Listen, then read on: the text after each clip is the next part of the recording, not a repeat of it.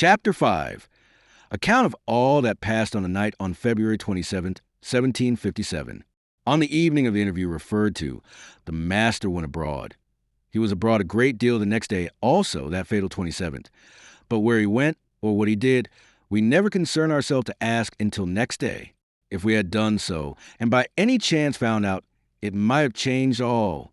But as all we did was done in ignorance, and should be so judged, I shall so narrate these passages as they appeared to us in the moment of their birth, and reserve all that I since discovered for the time of its discovery. For I have now come to one of the dark parts of my narrative, and must engage the reader's indulgence for my patron. All the 27th that rigorous weather endured, a stifling cold, the folk passing about like smoking chimneys, the wide hearth and hall piled high with fuel. Some of the spring birds had already blundered north into our neighborhood, besieging the windows of the house or trotting on the frozen turf like things distracted. About noon there came a blink of sunshine, showing a very pretty, wintry, frosty landscape of white hills and woods, with Crail's lugger waiting for a wind under Craighead, and the smoke mounting straight into the air from every farm and cottage. With the coming of night, the haze closed and overhead. It fell dark and still and starless, and exceeding cold, a night the most unseasonable, fit for strange events. Mrs. Henry withdrew, as was now her custom, very early. We had set ourselves late to pass the evening with a game of cards, another mark that our visitor was wearying mightily of the life at Durrisdeer. And we had not been long at this when my old lord slipped from his place beside the fire, and was off without a word to seek the warmth of bed. The three thus left together had neither love nor courtesy to share. Not one of us would have sat up one instant to oblige another. Yet from the influence of custom, and as the card had just been dealt, we continued the form of playing out the round. I should say we were late sitters, and though my lord had departed earlier than was his custom, 12 was already gone some time upon the clock, and the servants long ago in bed. Another thing I should say, that although I never saw the master anyway affected with liquor, he had been drinking freely, and was perhaps, although he showed it not, a trifle heated. Anyway, he now practiced one of his transitions, and so soon as the door closed behind my lord, and without the smallest change of voice, shifted from ordinary civil talk into a stream of insult. "My dear Henry, it is yours to play," he had been saying, and now continued. "It is a very strange thing how, even in so small a matter as a game of cards, you display your rusticity. You play, Jacob, like a bonnet laird or a sailor in a tavern. The same dullness, the same petty greed. Set lenter dehebi can be fate rager. It is strange I should have such a brother. Even Square Toes has a certain vivacity when his stake is imperiled. But the dreariness of a game with you I positively lack language to depict." Mr. Henry continued to look at his cards, as though very maturely considering some play. But his mind was elsewhere. "Dear God, will this never be done?" cries the master. "Quel lourdeau. But why do I trouble you with French expressions, which are lost on such an ignoramus? A lourdeau, my dear brother, is as we might say a bumpkin, a clown, a clodpole, a fellow without grace, lightness, quickness, any gift of pleasing, any natural brilliancy. Such a one as you shall see, when you desire, by looking in the mirror. I tell you these things for your good, I assure you. And besides, Square Toes," looking at me in stifling yawn, "it is one of my diversions in this very dreary spot to toast you and your master the fire like chestnuts. I have great pleasure in your case, for I observe the nickname, rustic as it is, has always the power to make you writhe. But sometimes I have more trouble with this dear fellow here, who seems to have gone to sleep upon his cards. Do you not see the applicability of the epithet I have just explained, dear Henry? Let me show you. For instance, with all those solid qualities which I delight to recognize in you, I never knew a woman who did not prefer me. Nor, I think," he continued, with the most silken deliberation, "I think, who did not continue to prefer me." Mr. Henry laid down his cards. He rose to his feet very softly, and seemed all the while like a person in deep thought. "You coward," he said gently, as if to himself. And then, with neither hurry nor any particular violence, he struck the master in the mouth. The master sprang to his feet like one transfigured. I had never seen the man so beautiful. "A blow," he cried. "I would not take a blow from God Almighty." "Lower your voice," said Mr. Henry. "Do you wish my father to interfere for you again? Gentlemen, I cried and sought to come between them. The master caught me by the shoulder, held me at arm's length, and still addressing his brother. "Do you know what this means?" said he. "It was the most deliberate act of my life," says Mr. Henry. I must have blood for this," says the master. "Please God, it shall be yours," said Mr. Henry. And he went to the wall and took down a pair of swords that hung there with others naked. These he presented to the master by the points. "McKellar shall see us play fair," said Mr. Henry. "I think it very needful." "You need insult me no more," said the master, taking one of the swords at random. "I have hated you all my life." "My father is but newly gone to bed," said Mr. Henry. "We must go somewhere forth of the house." "There's an excellent place in the long shrubbery," said the master. "Gentlemen," said I, "shame upon you both, sons of the same mother. Would you turn against the life she gave you?" "Even so, McKellar," said Mr. Henry, with the same perfect quietude of manner he had shown throughout. "It is what I will prevent," said I. "And now here is a blot upon my life." At these words of mine, the master turned his blade against my bosom. I saw the light run along the steel, and I threw up my arms and fell on my knees before him on the floor. "No, no," I cried like a baby. "We shall have no more trouble with him," said the master. "It is a good thing to have a coward in the house." "We must have light," said Mr. Henry, as though there had been no interruption. "This trembler can bring a pair of candles," said the master.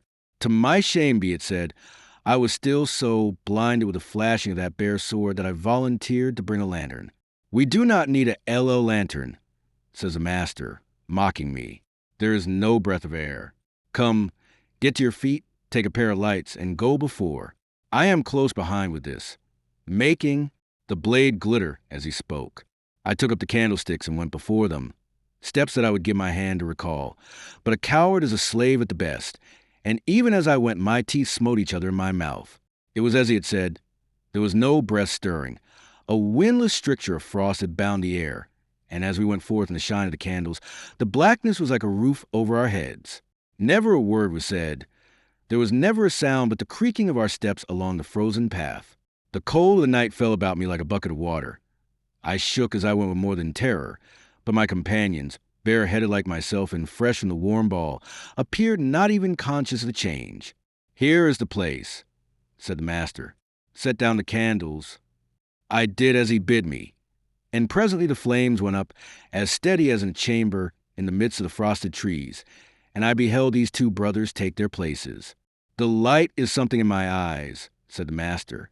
"I will give you every advantage," replied Mr. Henry, shifting his ground, "for I think you are about to die." He spoke rather sadly than otherwise, yet there was a ring in his voice. "Henry Durie," said the master, "2 words before I begin. You are a fencer. You can hold a foil. You little know what a change it makes to hold a sword, and by that I know you are to fall. But see how strong is my situation. If you fall, I shift out of this country to where my money is before me. If I fall, where are you? My father, your wife, who is in love with me, as you very well know, your child even who prefers me to yourself. How will these avenge me? Had you thought of that, dear Henry?"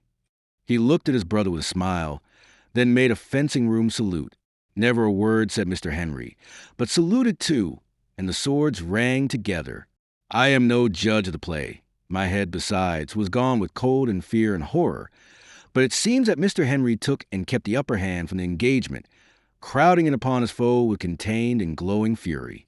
Nearer and nearer he crept upon the man, till a sudden the master leaped back with a little sobbing oath, and I believe the movement brought the light once more against his eyes. To it they went again on the fresh ground, but now methought closer, Mr. Henry pressing more outrageously, the master beyond doubt with shaken confidence. For as beyond doubt he now recognized himself for lost, and had some taste of the cold agony of fear, or he had never attempted the foul stroke. I cannot say I followed it. My untrained I was never quick enough to seize details, but it appears he caught his brother's blade with his left hand, a practice not permitted. Certainly Mr. Henry only saved himself by leaping on one side, as certainly the master, lunging in the air, stumbled on his knee, and before he could move the sword was through his body. I cried out with a stifled scream and ran in, but the body was already fallen to the ground. where it writhed a moment like a trodden worm and then lay motionless. "Look at his left hand," said Mr. Henry. "It is all bloody," said I. "On the inside," said he. "It is cut on the inside," said I. "I thought so," said he, and turned his back. I opened the man's clothes. The heart was quite still. It gave not a flutter. "God forgive us, Mr. Henry," said I. "He is dead." "Dead?" he repeated, a little stupidly, and then with a rising tone, "Dead? Dead?" says he, and suddenly cast his bloody sword upon the ground. "What must we do?" said I. "Be yourself, sir. It is too late now. You must be yourself." He turned and stared at me. "Oh, McKellar," says he, and put his face in his hands. I plucked him by the coat. "For God's sake, for all our sakes, be more courageous," said I. "What must we do?" He showed me his face with the same stupid stare. "Do," says he. And with that, as I fell on the body, and "Oh," he cries out, with his hand to his brow, as if he had never remembered, and, turning from me, made off toward the house of Durie at a strange, stumbling run. I stood a moment mused. Then it seemed to me my duty lay most plain on the side of the living, and I ran after him, leaving the candles on a frosty ground and the body lying in their light under the trees. But run as I pleased, he had to start me, and was got into the house and up to the hall, where I found him standing before the fire with his face once more in his hands, and as he so stood he visibly shuddered. Mr. Henry, I said, "this will be the ruin of us all." "What is this that I have done?" cries he, and then looking upon me with a countenance that I shall never forget. "Who is to tell the old man?" he said. The word knocked at my heart, but it was no time for weakness. I went and poured him out a glass of brandy. "Drink that," said I. "Drink it down." I forced him to swallow it like a child, and, being still perished with the cold of the night, I followed his example. "It has to be told, McKellar," said he. "It must be told." And he fell suddenly in a seat, my old lord's seat by the chimney side, and was shaken with dry sobs. Dismay came upon my soul. It was plain there was no help in Mr. Henry. "Well," said I, "sit there and leave all to me." And taking a candle in my hand, I set forth out of the room in the dark house. There was no movement. I must suppose that all had gone unobserved, and I was now to consider how to smuggle through the rest with the like secrecy. It was no hour for scruples, and I opened my lady's door without so much as a knock, and passed boldly in. "There is some calamity happened," she cried, sitting up in bed. "Madam," said I will go forth again into the passage, and do you get as quickly as you can into your clothes. There is much to be done." She troubled me with no questions, nor did she keep me waiting.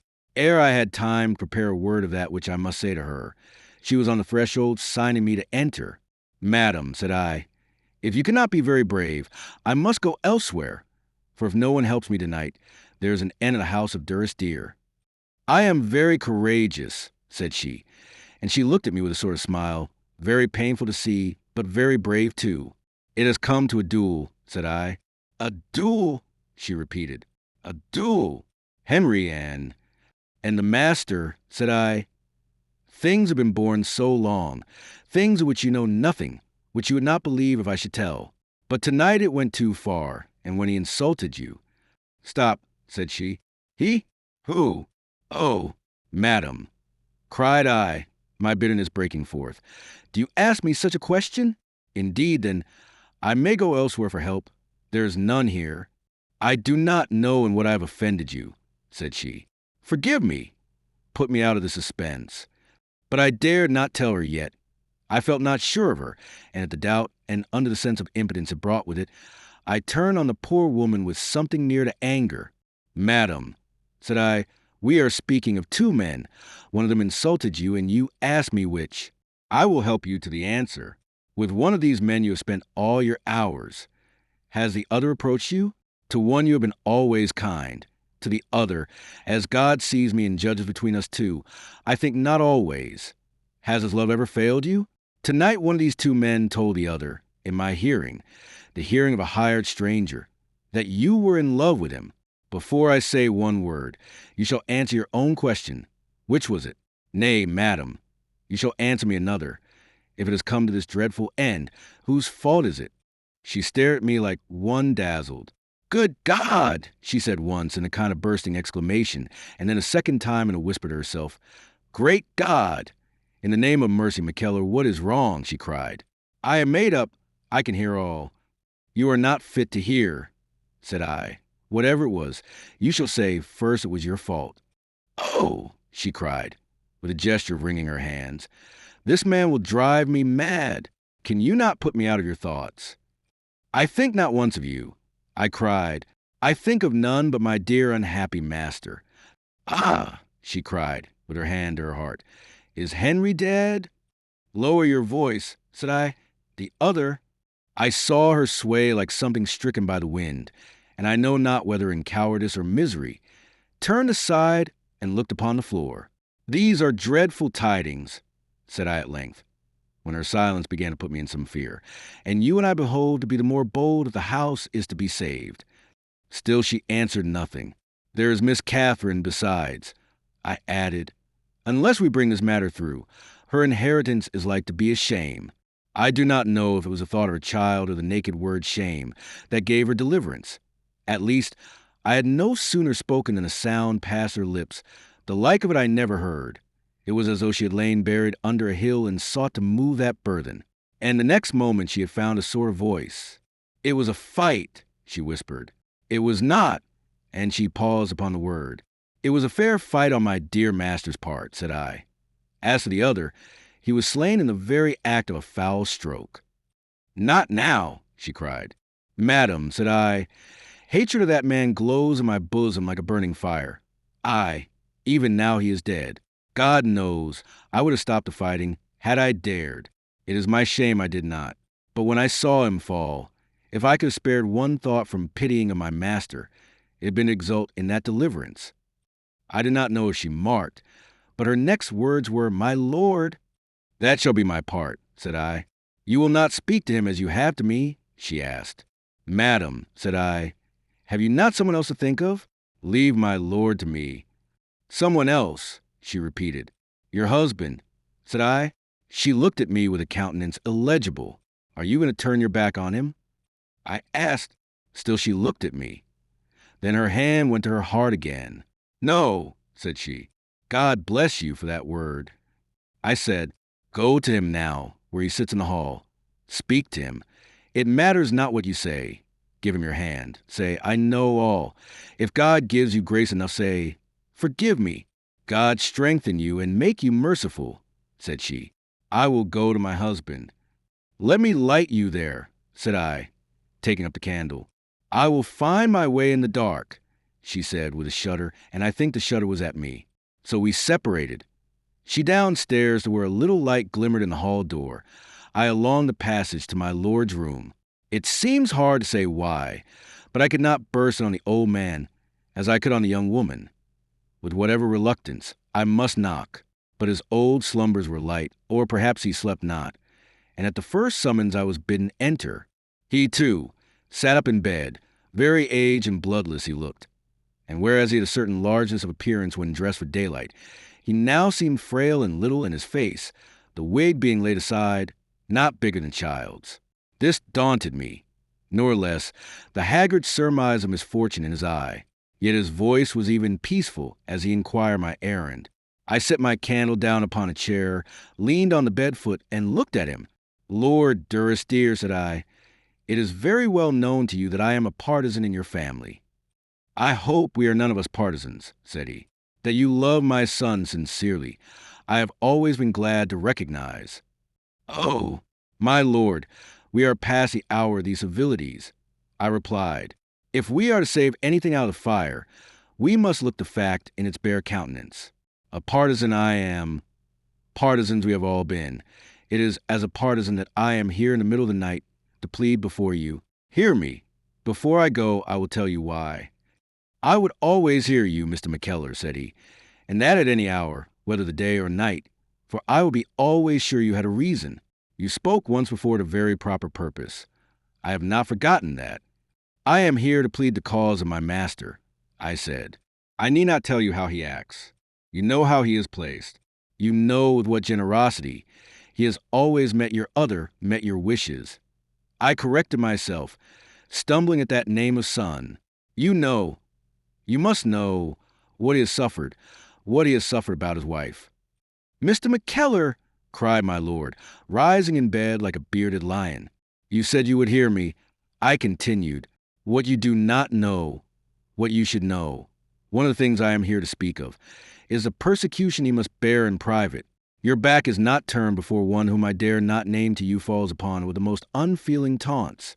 Twits him, pardon me, my lord, twits him with your partiality, calls him Jacob, calls him clown, pursues him with ungenerous raillery, not to be borne by man. And let but one of you appear, instantly he changes, and my master must smile in courtesy to the man who has been feeding him with insults. I know, for I have shared in some of it, and I tell you the life is insupportable. All these months it has endured. It began with the man's landing. It was by the name of Jacob that my master was greeted the first night. My lord made a movement as if to throw aside the clothes and rise. If there be any truth in this, said he, do I look like a man lying? I interrupted, checking him with my hand. You should have told me at first, he odd. Ah, my lord, indeed I should, and you may well hate the face of this unfaithful servant. I cried. I will take order, said he, at once, and again made the movement to rise. Again I checked him. I have not done, said I. Would God I had. All this, my dear, unfortunate patron has endured without help or countenance. Your own best word, my lord, was only gratitude. Oh, but he was your son, too. He had no other father. He was hated in the country. God knows how unjustly. He had a loveless marriage. He stood on all hands without affection or support. Dear, generous, ill-fated, noble heart. Your tears do you much honor and me much shame, says my lord, with a palsied trembling. But you do me some injustice. Henry has been ever dear to me, very dear. James, I do not deny it, Mr. McKellar. James is perhaps dearer. You have not seen my James in quite a favorable light. He has suffered under his misfortunes, and we can only remember how great and how unmerited these were. And even now his is the more affectionate nature. But I will not speak of him. All that you say of Henry is most true. I do not wonder. I know him to be very magnanimous. You will say I trade upon the knowledge? It is possible. There are dangerous virtues that tempt the encroacher. Mr. McKellar, I will make it up to him. I will take order with all this. I have been weak, and what is worse, I have been dull. I must not hear you blame yourself, my lord, with that which I have yet to tell upon my conscience. I replied, you have not been weak. You have been abused by a devilish dissembler. You saw yourself how he had deceived you in the matter of his danger. He has deceived you throughout in every step of his career. I wish to pluck him from your heart. I wish to force your eyes upon your other son. Ah, you have a son there. No, said he. 2 sons. I have 2 sons. I made some gesture of despair that struck him. He looked at me with a changed face. There is much worse behind? He asked, his voice dying as it rose upon the question. Much worse, I answered. This night he said these words to Mr. Henry. I have never known a woman who did not prefer me to you, and I think who did not continue to prefer me. I will hear nothing against my daughter, he cried, and from his readiness to stop me in this direction, I conclude his eyes were not so dull as I had fancied, and he looked not without anxiety upon the siege of Mrs. Henry. I think not of blaming her, cried I. It is not that. These words were said in my hearing to Mr. Henry, and if you find them not yet plain enough, these others but little after, your wife, who is in love with me. They have quarreled, he said. I nodded. I must fly to them, he said, beginning once again to leave his bed. No, I cried, holding forth my hands. You do not know, said he. These are dangerous words. Will nothing make you understand, my lord, said I. His eyes besought me for the truth. I flung myself on my knees by the bedside. Oh, my lord, cried I, think on him you have left. Think of this poor sinner whom you begot, whom your wife bore to you, whom we have none of us strengthened as we could. Think of him, not of yourself. He is the other sufferer. Think of him. That is a door for sorrow, Christ's door, God's door. Oh, it stands open. Think of him, even as he thought of you. Who was to tell the old man?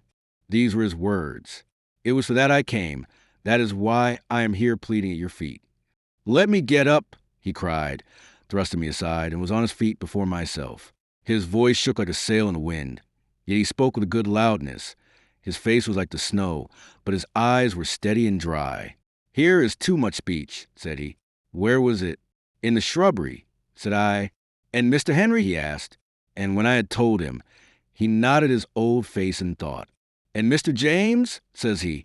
"I have left him lying," said I, "beside the candles." "Candles!" he cried. And with that he ran to the window, opened it, and looked abroad. It might be spied from the road. "Where none goes by at such an hour," I objected. "It makes no matter," he said. "One might—" "Hark!" cries he. "What is that?" It was the sound of men very guardedly rowing the bay, and I told him so. "The free traders," said my lord. "Run at once, McKellar. Put these candles out. I will dress in the meanwhile, and when you return we can debate on what is wisest." I groped my way downstairs and out at the door. From quite a far way off a sheen was visible, making points of brightness in the shrubbery. In so black a night it might have been remarked for miles, and I blamed myself bitterly for my incaution. How much more sharply when I reached the place. One of the candlesticks was overthrown, and that taper quenched. The other burned steadily by itself, and made a broad space of light upon the frosted ground. All within that circle seemed, by the force of contrast and the overhanging blackness, brighter than by day, and there was the bloodstain in the midst, and a little farther off Mr. Henry's sword, the pommel of which was a silver, but the body not a trace. My heart thumped upon my ribs.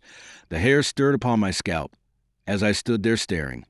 So strange was the sight, so dire the fears it wakened. I looked right and left. The ground was so hard, it told no story.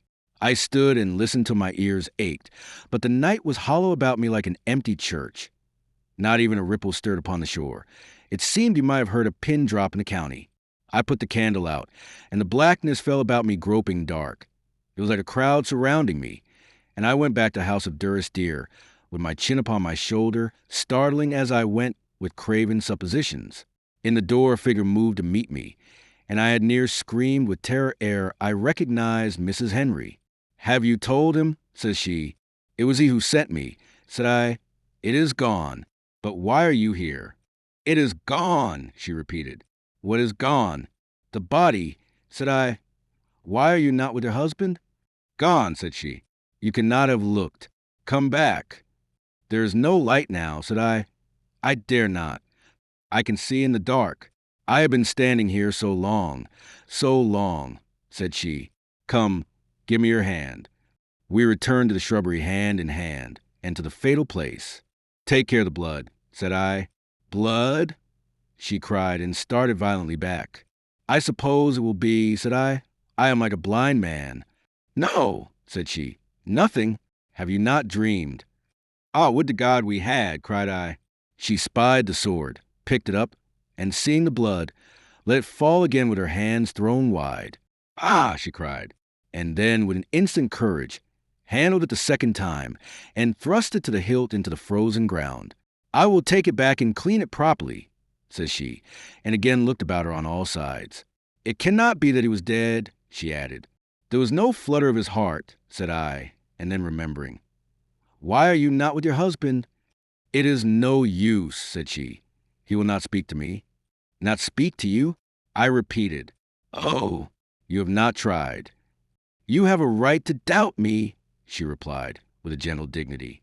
At this, for the first time, I was seized with sorrow for her. "God knows, madam," I cried. "God knows I am not so hard as I appear. On this dreadful night who can veneer his words? But I am a friend to all who are not Henry Durie's enemies."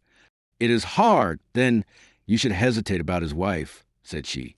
I saw all at once, like the rending of a veil, how nobly she had borne this unnatural calamity, and how generously my reproaches. "We must go back and tell this to my lord," said I. "Him I cannot face," she cried. "You will find him the least moved of all of us," said I. "And yet I cannot face him," said she. "Well," said I, "you can return to Mr. Henry. I will see my lord." As we walked back, I bearing the candlesticks, she the sword, a strange burden for that woman. She had another thought. "Should we tell Henry?" she asked. "Let my lord decide," said I. My lord was nearly dressed when I came to his chamber. He heard me with a frown. "The free traders," said he, "but whether dead or alive?" "I fought him," said I, and paused, ashamed of the word. "I know, but you may very well have been in error. Why should they remove him if not living?" he asked. "Oh, here is a great door of hope. It must be given out that he departed, as he came, without any note of preparation. We must save all scandal." I saw he had fallen, like the rest of us, to think mainly of the house. Now that all the living members of the family were plunged in irremediable sorrow, it was strange how we turned to that conjoint abstraction of the family itself, and sought to bolster up the airy nothing of its reputation. Not the Duries only, but the hired steward himself. "Are we to tell Mr. Henry?" I asked him. "I will see," said he. "I am going first to visit him. Then I go forth with you to view the shrubbery and consider." We went downstairs into the hall. Mr. Henry sat by the table with his head upon his hand, like a man of stone. His wife stood a little back from him, her hand at her mouth. It was plain she could not move him. My old lord walked very steadily to where his son was sitting. He had a steady countenance, too, but methought a little cold. When he was come quite up, he held out both his hands and said, "My son." With a broken, strangled cry, Mr. Henry leaped up and fell on his father's neck, crying and weeping, the most pitiful sight that ever a man witnessed. "Oh, father," he cried, "you know I love him. You know I loved him in the beginning. I could have died for him. You know that. I would have given my life for him and you. Oh, say, you know that. Oh, say you can forgive me. Oh, father, father, what have I done? What have I done?"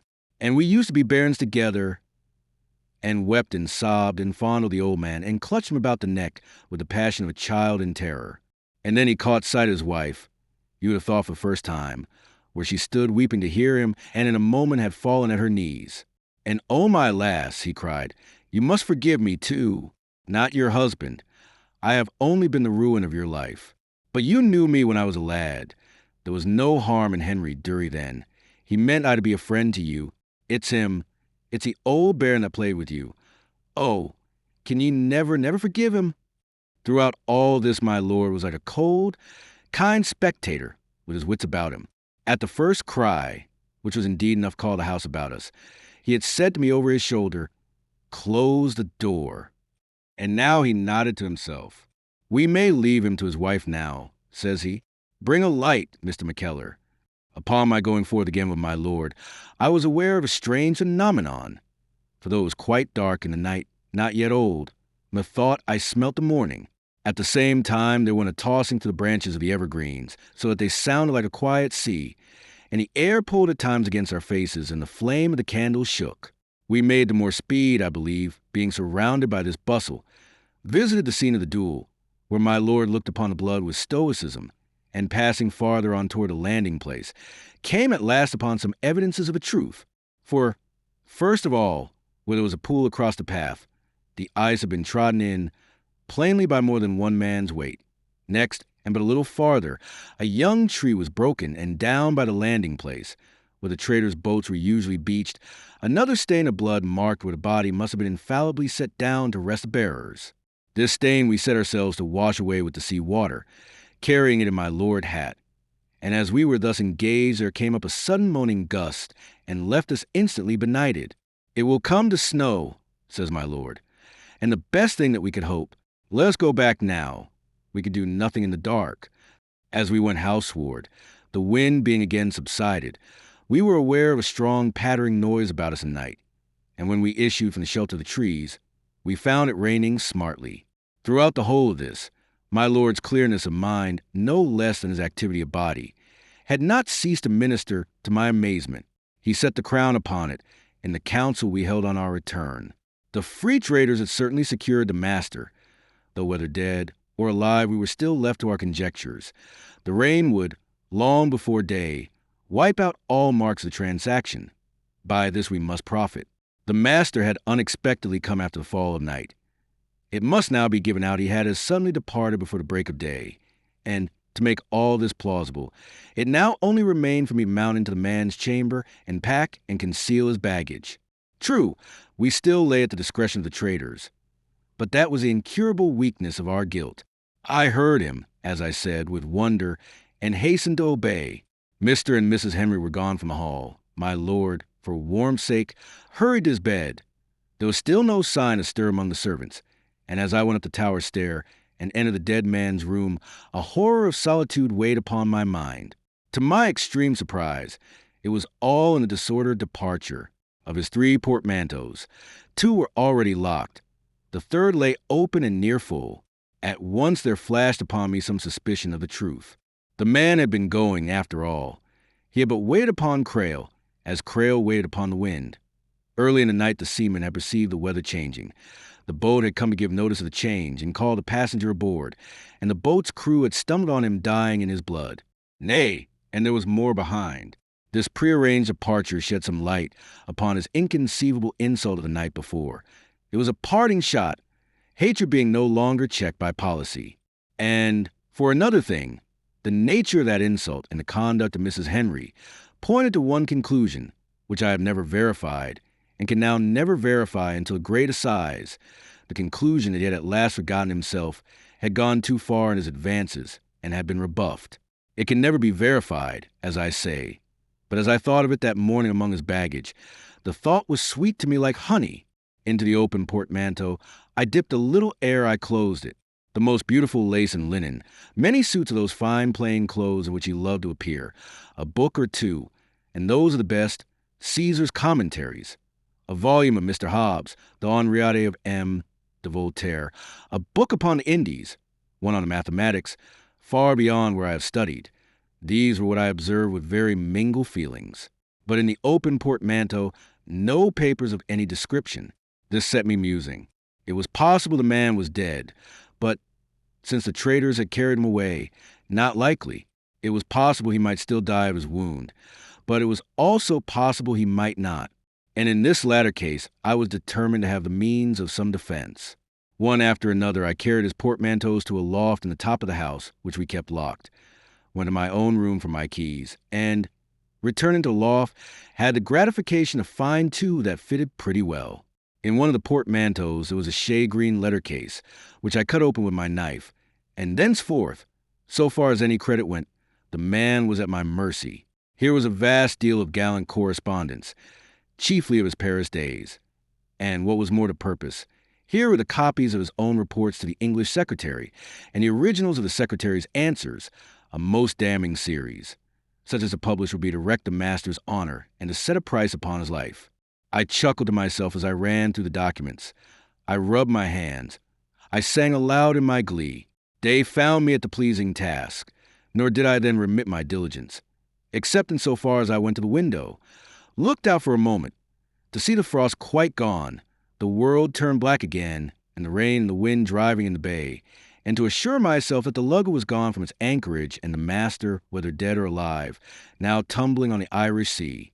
It is proper I should add in this place the very little I have subsequently angled out upon the doings of that night. It took me a long while to gather it, for we dared not openly ask, and the free traders regarded me with enmity, if not with scorn. It was near 6 months before we even knew for certain that the man survived, and it was years before I learned from one of Crail's men, turned publican on his ill-gotten gain, some particulars which smacked to me of truth. It seems the traders found the master struggled on one elbow, and now staring round him, and now gazing at the candle or at his hand, which was all bloodied, like a man stupid. Upon their coming, he would seem to have found his mind, bade them carry him aboard, and hold their tongues, and on the captain asking how he had come in such a pickle, replied with a burst of passionate swearing and incontinently fainted. They held some debate, but they were momently looking for a wind.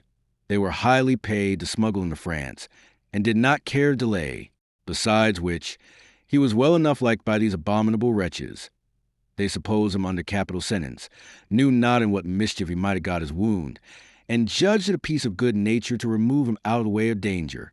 So he was taken aboard, recovered on the passage over, and was set ashore convalescent at the Havre de Grace. What is truly notable, he said not a word to anyone of the duel, and not a trader knows to this day in what quarrel, or by the hand of what adversary he fell. With any other man, I should have set this down to natural decency. With him, to pride. He could not bear to avow, perhaps even to himself, that he had been vanquished by one whom he had so much insulted, whom he so cruelly despised. Chapter 6. Summary of events during the master's second absence. Of a heavy sickness, which declared itself next morning, I can think with equanimity, as of the last unmingled trouble that befell my master, and even that was perhaps a mercy in disguise. For what pains of the body could equal the miseries of his mind? Mrs. Henry and I had the watching by the bed. My old lord called from time to take the news, but would not usually pass the door. Once, I remember, when hope was nigh gone, he stepped to the bedside, looked a while in his son's face, and turned away with a gesture of the head and hand thrown up that remains upon my mind as something tragic. Such grief and such a scorn of sublunary things were there expressed. But the most of the time Mrs. Henry and I had the room to ourselves, taking turns by night, and bearing each other company by day, for it was dreary watching. Mr. Henry, his shaven head bound in a napkin, tossed fro without remission, beating the bed with his hands. His tongue never lay. His voice ran continuously like a river, so that my heart was weary with the sound of it. It was notable and to me inexpressibly mortifying that he spoke all the while on matters of no import, comings and goings, horses, which he was ever calling of saddled, thinking perhaps the poor soul, that he might ride away from his discomfort, matters of the garden, the salmon nets, and what I particularly rage to hear, continually of his affairs, ciphering figures and holding disputation with the tenantry. Never a word of his father or his wife, nor of the master, save only for a day or two, when his mind dwelled entirely in the past, and he supposed himself a boy again, and upon some innocent child's play with his brother. What made this the more affecting? It appeared the master had then run some peril of his life, for there was a cry, "Oh, Jamie will be drowned. Oh, save Jamie," which he came over and over with a great deal of passion. This, I say, was affecting both to Mrs. Henry and myself, but the balance of my master's wanderings did him little justice. It seemed he had set out to justify his brother's calumnies, as though he was bent to prove himself a man of a dry nature, immersed in money-getting. Had I been there alone, I would not trouble my thumb. But all the while, as I listened, I was estimating the effect on the man's wife, and telling myself that he fell lower every day. I was the one person on the surface of the globe that comprehended him, and I was bound there should be yet another, whether he was to die there and his virtues perish, or whether he should save his days and come back to that inheritance of sorrows, his right memory. I was bound he should be heartily lamented in the one case, and unaffectedly welcomed in the other by the person he loved the most, his wife. Finding no occasion of free speech, I bethought me at last of a kind of documentary disclosure. And for some nights, when I was off duty and should have been asleep, I gave my time to the preparation of that which I may call my budget. But this I found to be the easiest portion of my task, and that which remained, namely, the presentation of my lady, almost more than I had fortitude to overtake. Several days I went about with my papers under my arm, spying for some juncture of talk to serve as introduction. I will not deny but that some offered, only when they did my tongue clove the roof of my mouth, and I think I might have been carrying about my packet till this day, had not a fortunate accident delivered me from all my hesitations. This was at night, when I was once more leaving the room, the thing not yet done, and myself in despair at my own cowardice. "What do you carry about with you, Mr. McKellar?" she asked. "These last days, I see you always coming in and out with the same armful." I returned upon my steps without a word, laid the papers before her on the table, and left her to her reading. Of what that was, I am now to give you some idea, and the best will be to reproduce a letter of my own which came first in the budget, and of which, according to an excellent habitude, I have preserved the scroll. It will show, too, the moderation of my part in these affairs, a thing which some have called recklessly in question. Dearest dear, 1757. Honored Madam, I trust one would not step out of my place without occasion. But I see how much evil has flowed in the past to all of your noble house from that unhappy and secretive fault of reticency, and the papers on which I venture to call your attention are family papers, and all highly worthy your acquaintance. I append a schedule with some necessary observations, and am, honored Madam, your ladyship's obliged, obedient servant, Ephraim McKellar. Schedule of papers. A. Scroll of 10 letters from Ephraim McKellar to the Honorable James Durie, Esq., by courtesy Master of Ballantrae during the latter's residence in Paris. Under dates. Follow the dates. Nota. To be read in connection with B and C. B. 7 original letters from the said Mr. Ballantrae to the said McKellar under dates. Follow the dates. C. 3 original letters from Mr. Ballantrae to the Honorable Henry Durie, Esq. under dates. Follow the dates. Nota. Given me by Mr. Henry to answer. Copies of my answers A45 and A9 of these productions. The purport of Mr. Henry's communications, of which I can find no scroll, may be gathered from those of his unnatural brother. D. A correspondence, original and scroll, extending over a period of 3 years till January of the current year, between the said Mr. Ballantrae and Under Secretary of State. 27 in all. Nota. Found among the master's papers. Weary as I was with watching and distress of mind, it was impossible for me to sleep. All night long I walked in my chamber, revolving what should be the issue, and sometimes repenting the temerity of my mixture in affairs so private. And with the first peep of the morning I was at the sick-room door. Mrs. Henry had thrown open the shutters and even the window, for the temperature was mild. She looked steadfastly before her. There was nothing to see, or only the blue of the morning creeping among woods. Upon the stir of my entrance, she did not so much as turn about her face, a circumstance for which I augured very ill. Madam, I began, and then again, madam, but could make no more of it, nor yet did Mrs. Henry come to my assistance with a word. In this pass I began gathering up the papers where they lay scattered on the table, and the first thing that struck me, their bulk appeared to have diminished. Once I ran them through and twice. But the correspondence with the Secretary of State, on which I had reckoned so much against the future, was nowhere to be found. I looked in the chimney. Amid the smoldering embers, black ashes of paper fluttered in the draught, and at that my timidity vanished. "Good God, madam," cried I, in a voice not fitting for a sick room. "Good God, madam, what have you done with my papers?" "I have burned them," said Mrs. Henry, turning about. "It is enough, it is too much, that you and I have seen them."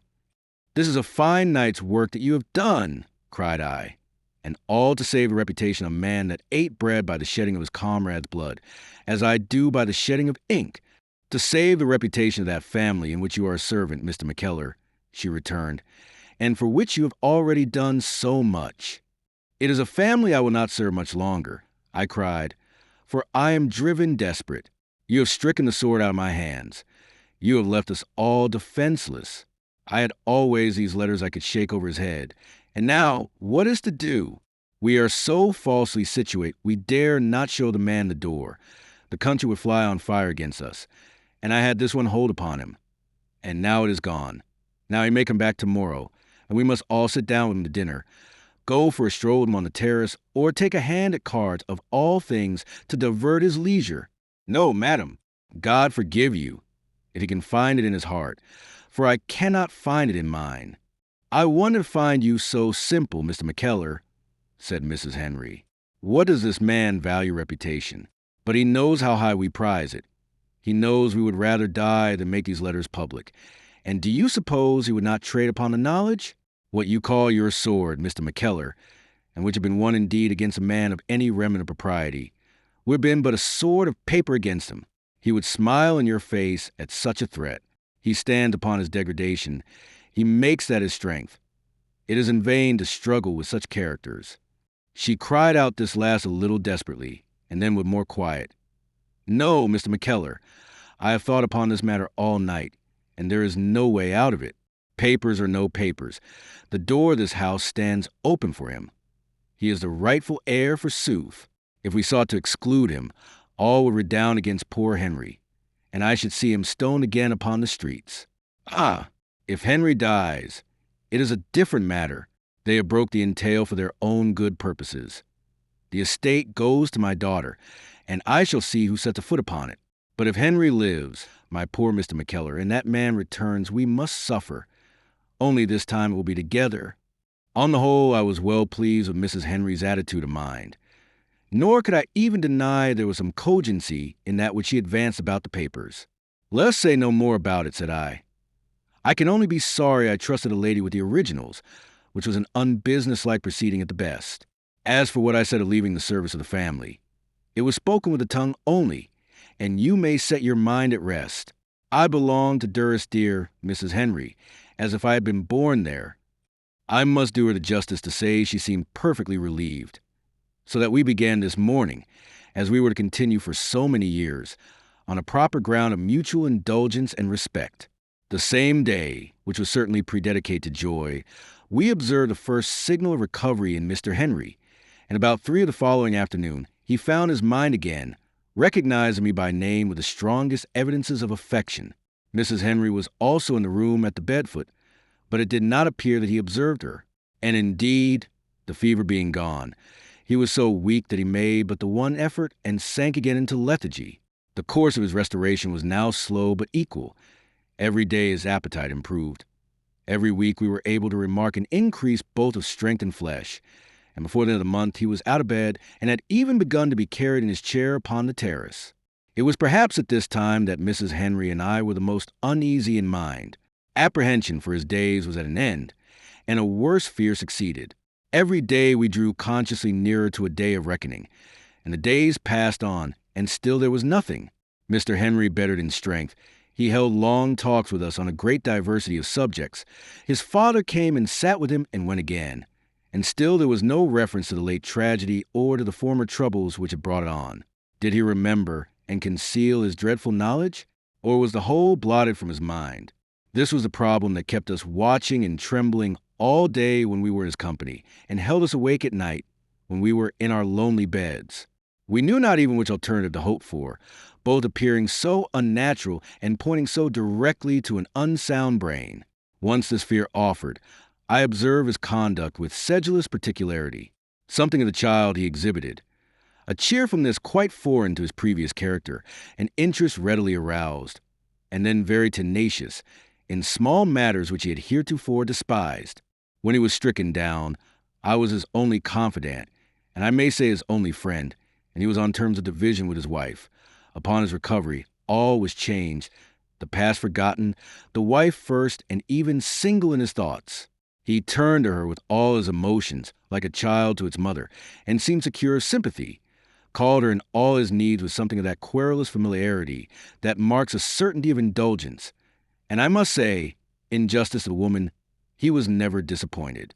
To her, indeed, this changed behavior was inexpressibly affecting, and I think she felt it secretly as a reproach, so that I have seen her, in early days, escape out of the room that she might indulge herself in weeping. But to me the change appeared not natural, and viewing along with all the rest, I began to wonder, with many head shakings, whether his reason were perfectly erect.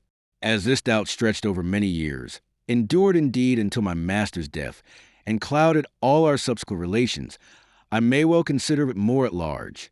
When he was able to resume some charge of his affairs, I had many opportunities to try him with precision.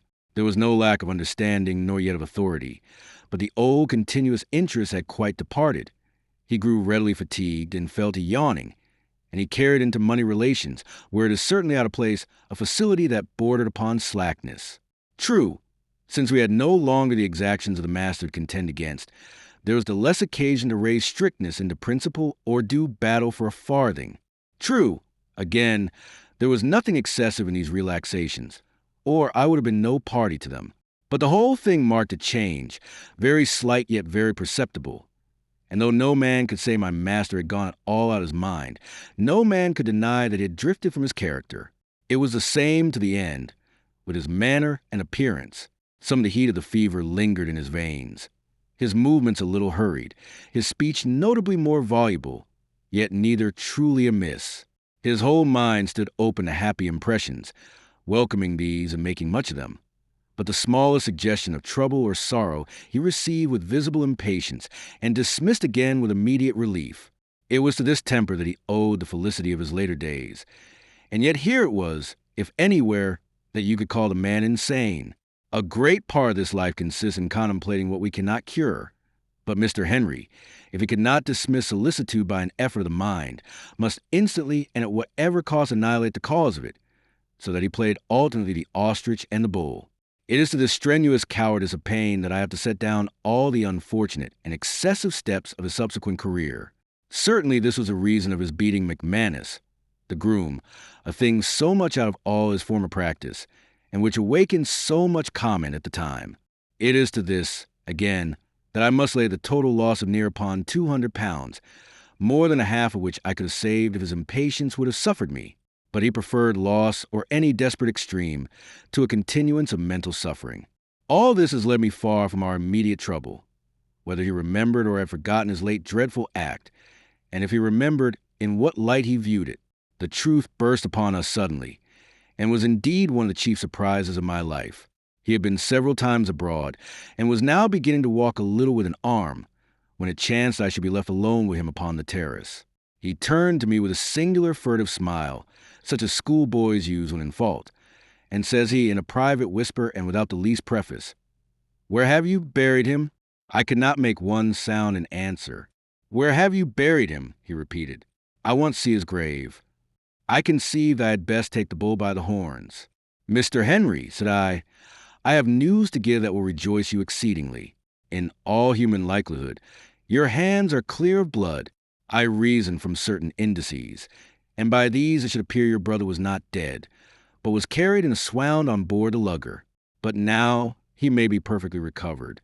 What there was in his countenance I could not read. "James," he asked, "your brother James." I answered, "I would not raise a hope that may be found deceptive, but in my heart I think it very probable he is alive." "Ah!" says Mr. Henry, and suddenly rising from his seat with more alacrity than he had yet discovered, set one finger on my breast, and cried at me in a kind of screaming whisper, "McKellar," these were his words, "nothing can kill that man. He is not mortal. He is bound upon my back to all eternity, says he, and, sitting down again, fell upon a stubborn silence. A day or two after, with the same secret smile, and first looking about as if to be sure we were alone, "McKellar," said he, "when you have any intelligence, be sure and let me know. We must keep an eye upon him, or he will take us when we least expect." "He will not show face here again," said I. "Oh, yes, he will," said Mr. Henry. "Wherever I am, there will he be." And again he looked all about him. "You must not dwell upon this thought, Mr. Henry," said I. "No," said he, "that is a very good advice. We will never think of it, except when you have news. And we do not know yet," he added. "He may be dead." The manner of his saying this convinced me thoroughly of what I had scarce ventured to suspect, that, so far from suffering any penitence for the attempt, he did but lament his failure.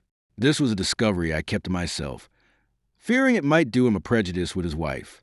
But I might have saved myself the trouble. She had divined it for herself, and found the sentiment quite natural. Indeed, I could not but say that there were three of us, all of the same mind. Nor could any news have reached Durrisdeer more generally welcome than tidings of the master's death. This brings me to speak of the exception, my old lord. As soon as my anxiety for my own master began to be relaxed, I was aware of a change in the old gentleman, his father, that seemed to threaten mortal consequences. His face was pale and swollen. As he sat in the chimney side with his Latin, he would drop off sleeping in the book roll in the ashes. Some days he would drag his foot, others stumble in speaking. The amenity of his behavior appeared more extreme, full of excuses of the least trouble, very thoughtful for all. To myself, of a most flattering civility. One day, that he had sent for his lawyer and remained along while private, he met me as he was crossing the hall with painful footsteps, and took me kindly by the hand. "Mr. McKellar," said he, "I have had many occasions to set a proper value on your services, and today, when I recast my will, I have taken the freedom to name you for one of my executors. I believe you bear love enough to our house to render me this service."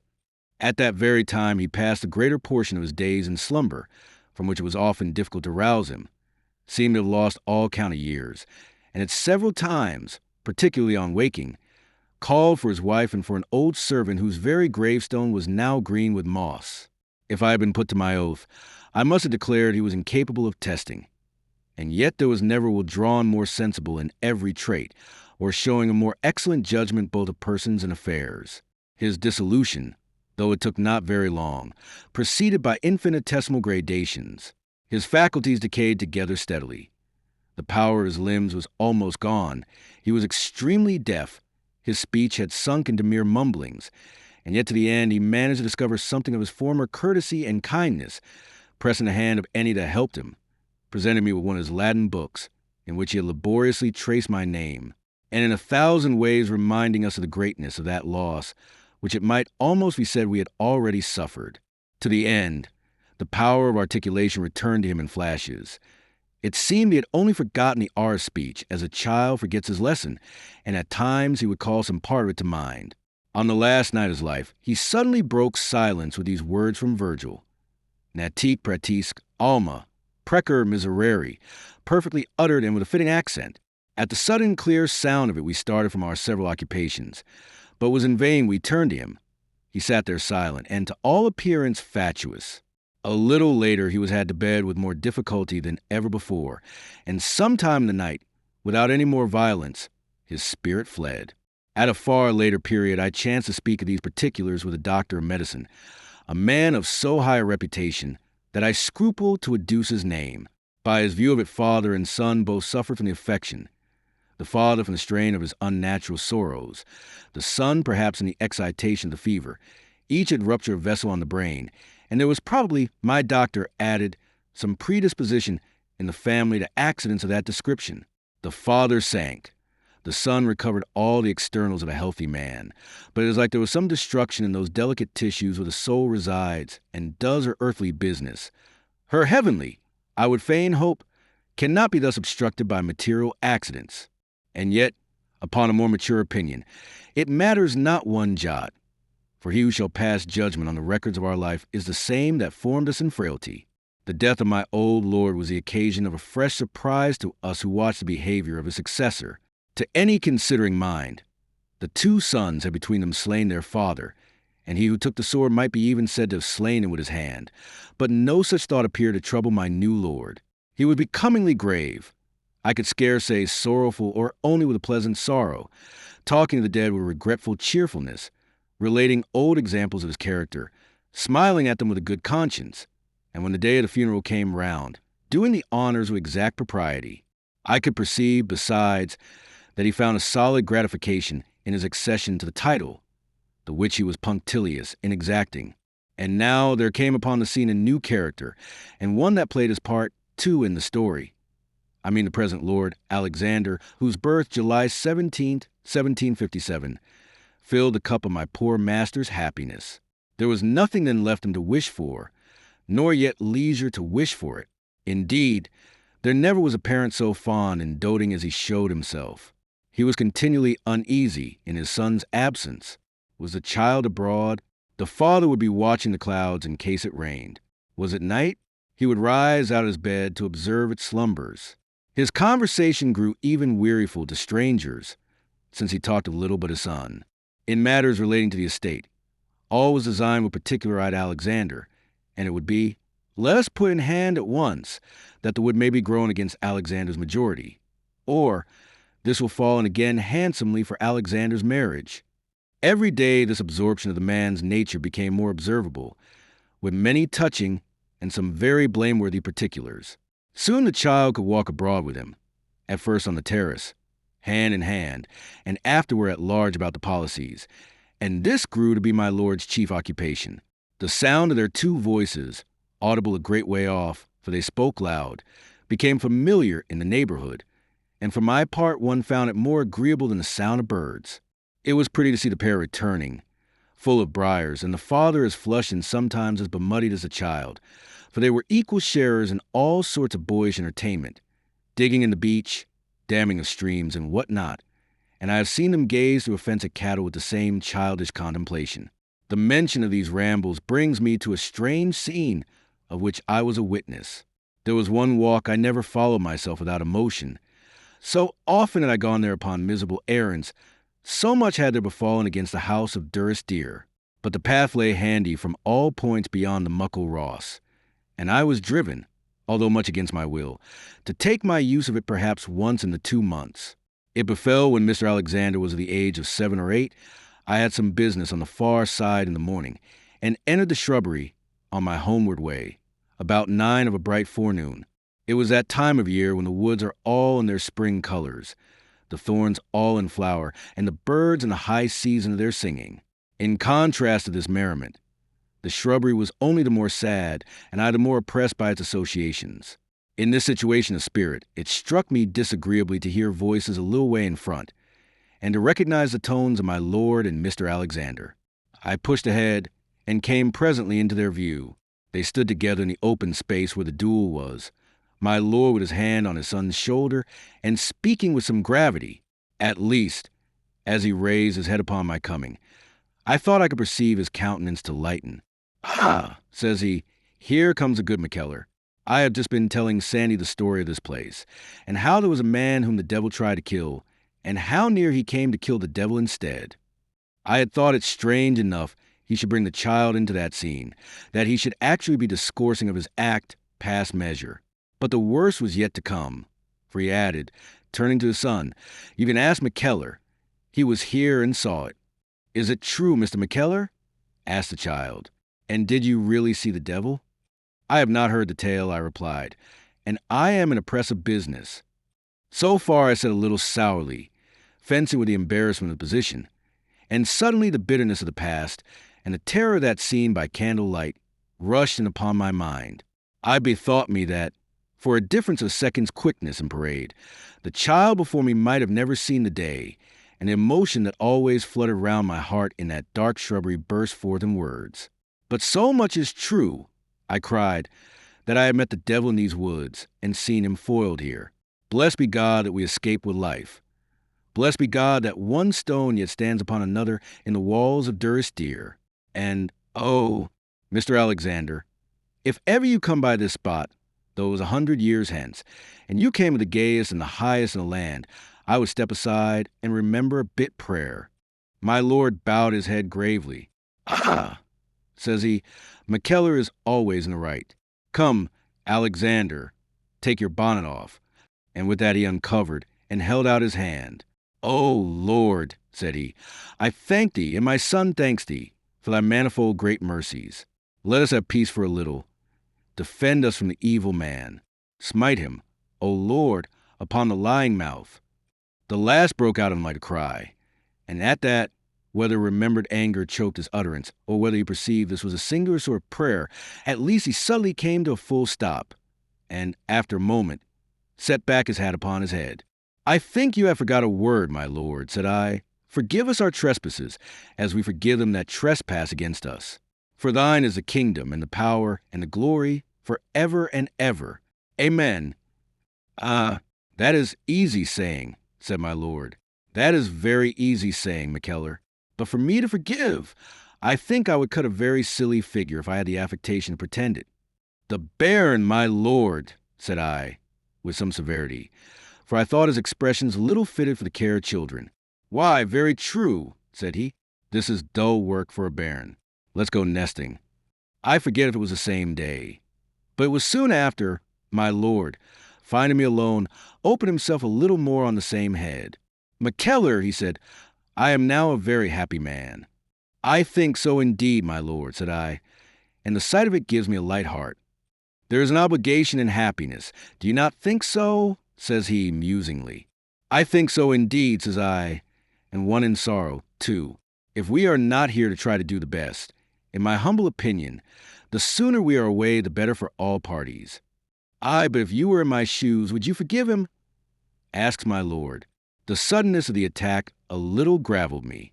"It is a duty laid upon us strictly," said I. "Hut," said he, "these are expressions. Do you forgive the man yourself?" "Well, no," said I. "God forgive me, I do not." "Shake hands upon that," cries my lord with a kind of joviality. "It is an ill sentiment to shake hands upon," said I, "for Christian people. I think I will give you mine on some more evangelical occasion." This I said, smiling a little, but as for my lord, he went from the room laughing aloud. For my lord's slavery to the child, I can find no expression adequate. He lost himself in that continual thought. Business, friends, and wife being all alike forgotten, or only remembered with a painful effort, like that of one struggling with a posset. It was most notable in the matter of his wife. Since I had known Durie dear, she had been the burthen of his thought and the lodestone of his eyes, and now she was quite cast out. I have seen him come to the door of a room, look round, and pass my lady over as though she were a dog before the fire. It would be Alexander he was seeking, and my lady knew it well.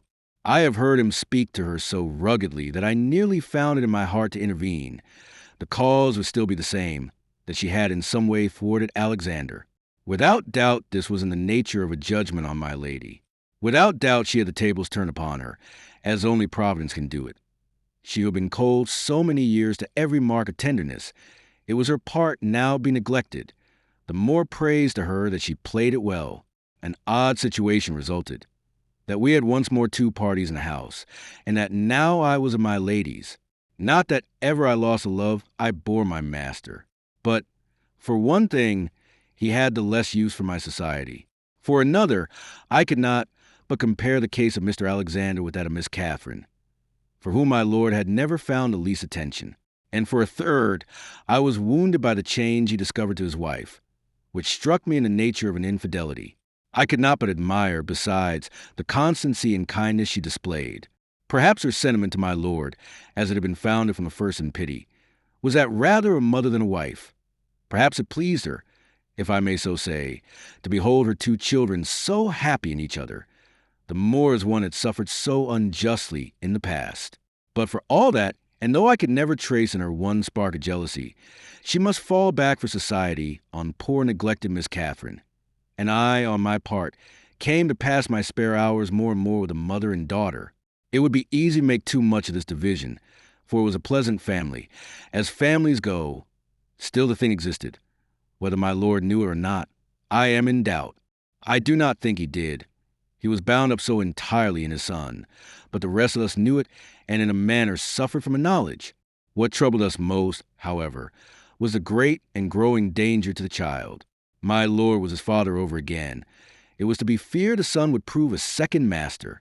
Time has proved these fears to have been quite exaggerate. Certainly there is no more worthy gentleman today in Scotland than the 7th Lord Durie. Of my own exodus from his employment, it does not become me to speak, above all in a memorandum written only to justify his father. Editor's note. 5 pages of Mr. McKellar's MS are here omitted. I have gathered from a perusal an impression that Mr. McKellar, in his old age, was rather an exacting servant.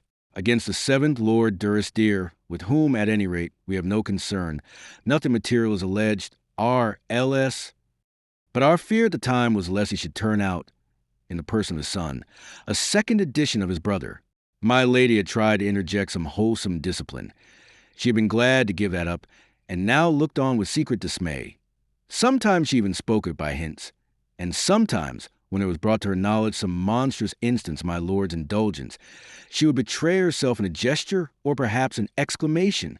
As for myself, I was haunted by the thought both day and night, not so much for the child's sake as for father's. The man had gone to sleep. He was dreaming a dream, and any rough wakening must infallibly prove mortal. That he should survive its death was inconceivable, and the fear of its dishonor made me cover my face. It was this continual preoccupation that screwed me up at last to a remonstrance, a matter worthy to be narrated in detail. My lord and I sat one day at the same table upon some tedious business of detail. I have said that he had lost his former interest in such occupations. He was plainly itching to be gone, and he looked fretful, weary, and methought older than I had ever previously observed. I suppose it was a haggard face that put me suddenly upon my enterprise.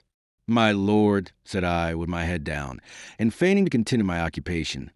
"Or, rather, let me call you again by the name of Mr. Henry, for I fear your anger and want you to think upon old times." "My good McKellar," said he, and that in tone so kindly that I had near forsook my purpose. But I called to mind that I was speaking for his good, and stuck to my colors. "Has it never come upon your mind what you are doing?" I asked. "What I am doing," he repeated. I was never good at guessing riddles. "What you are doing with your son," said I. "Well," said he, with some defiance in his tone, "and what am I doing with my son? Your father was a very good man, says I, straying from the direct path. But do you think he was a wise father? There was a pause before he spoke, and then, I say nothing against him, he replied. I had the most cause, perhaps, but I say nothing. Why, there it is, said I. You had the cause at least, and yet your father was a good man. I never knew a better, save on the one point, nor yet a wiser. Where he stumbled, it is highly possible another man should fail. He had the 2 sons. My lord rapped suddenly and violently on the table. What is this? Cried he. Speak out. I will then, said I, my voice almost strangled with the thumping of my heart. If you continue to indulge Mr. Alexander, you are following in your father's footsteps. Beware, my lord, lest when he grows up, your son should follow in the master's. I had never meant to put the thing so crudely, but in the extreme of fear, there comes a brutal kind of courage, the most brutal indeed of all, and I burnt my ships with that plain word. I never had the answer. When I lifted my head, my lord had risen to his feet, and the next moment he fell heavily on the floor. The fit or seizure endured not very long. He came to himself vacantly, put his hand to his head, which I was then supporting, and says he in a broken voice, I've been ill, and a little after, help me. I got him to his feet, and he stood pretty well, though he kept hold of the table. I have been ill, McKellar, he said again. Something broke McKellar, or with a break, and then all swam away. I think I was very angry. Never you mind, McKellar. Never you mind, my man. I wouldn't hurt a hair upon your head. Too much has come and gone. It's a certain thing between us two. But I think, McKellar, I will go to Mrs. Henry. I think I will go to Mrs. Henry, said he, and got pretty steadily from the room, leaving me overcome with penitence. Presently the door flew open, and my lady swept in with flashing eyes. What is all this? She cried. What have you done to my husband? Will nothing teach you your position in this house? Will you never cease from making and meddling? My lady, said I, since I've been in this house, I have had plenty of hard words. For a while they were my daily diet, and I swallowed them all. As for today, you may call me what you please. You will never find a name hard enough for such a blunder. And yet, I meant it for the best. I told her all with ingenuity, even as it is written here. And when she had heard me out, she pondered, and I could see her animosity fall. Yes, she said, you meant well indeed. I have had the same thought myself, or the same temptation rather, which makes me pardon you. But, dear God, can you not understand that he can bear no more? He can bear no more, she cried. The cord is stretched to snapping. What matters the future if you have 1 or 2 good days? Amen, said I. I will meddle no more. I am pleased enough that you should recognize the kindness of my meaning. Yes, said my lady. But when it came to the point, I have to suppose your courage failed you. For what you said was said cruelly. She paused, looking at me, then suddenly smiled a little and said a singular thing. Do you know what you are, Mr. McKellar? You are an old maid. No more incident of any note occurred in the family until the return of that ill-starred man, the master. But I have to place here a second extract from the memoirs of Chevalier Burke, interesting in itself and highly necessary for my purpose. It is our only sight of the master on his Indian travels, and the first word in these pages is secundra das. One fact, it is to observe, appears here very clearly, which if we had known some 20 years ago, how many calamities and sorrows have been spared. That secundra das spoke English. Chapter 7. Adventure of Chevalier Burke in India, extracted from his memoirs. Here was I, therefore, on the streets of that city, the name of which I cannot call to mind, while even then I was so ill acquainted with its situation that I knew not whether to go south or north. The alert being sudden, I had run forth without shoes or stockings. My hat had been struck from my head in the melee. My kit was in the hands of the English. I had no companion but the cipe, no weapon but my sword, and the devil a coin in my pocket. In short, I was for all the world like one of those calendars with whom Mr. Gallen has made us acquainted in his elegant tales. These gentlemen, you will remember, were forever falling in with extraordinary incidents, and I was myself upon the brink of one so astonishing that I protest I cannot explain it to this day. The cipe was a very honest man. He had served many years with the French colors, and would have let himself be cut to pieces for any of the brave countrymen of Mr. Lally. It is the same fellow, his name has quite escaped me, of whom I have narrated already a surprising instance of generosity of mind. When he found Mr. de Fessac and myself upon the ramparts, entirely overcome with liquor, and covered us with straw, while the commandant was passing by. I consulted him, therefore, with perfect freedom. It was a fine question what to do, but we decided at last to escalate a garden wall, where we could certainly sleep in the shadow of the trees, and might perhaps find an occasion to get hold of a pair of slippers and a turban. In that part of the city, we had only the difficulty of the choice, for it was a quarter consisting entirely of walled gardens, and the lanes which divided them were at that hour of the night deserted. I gave the cipe a back, and we had soon dropped into a large enclosure full of trees. The place was soaking with the dew, which, in that country, is exceedingly unwholesome, above all to whites. Yet my fatigue was so extreme that I was already half asleep, when the cipe recalled me to my senses. In the far end of the enclosure a bright light had suddenly shone out, and continued to burn steadily among the leaves. It was a circumstance highly unusual in such a place and hour, and, in our situation, it behoved us to proceed with some timidity.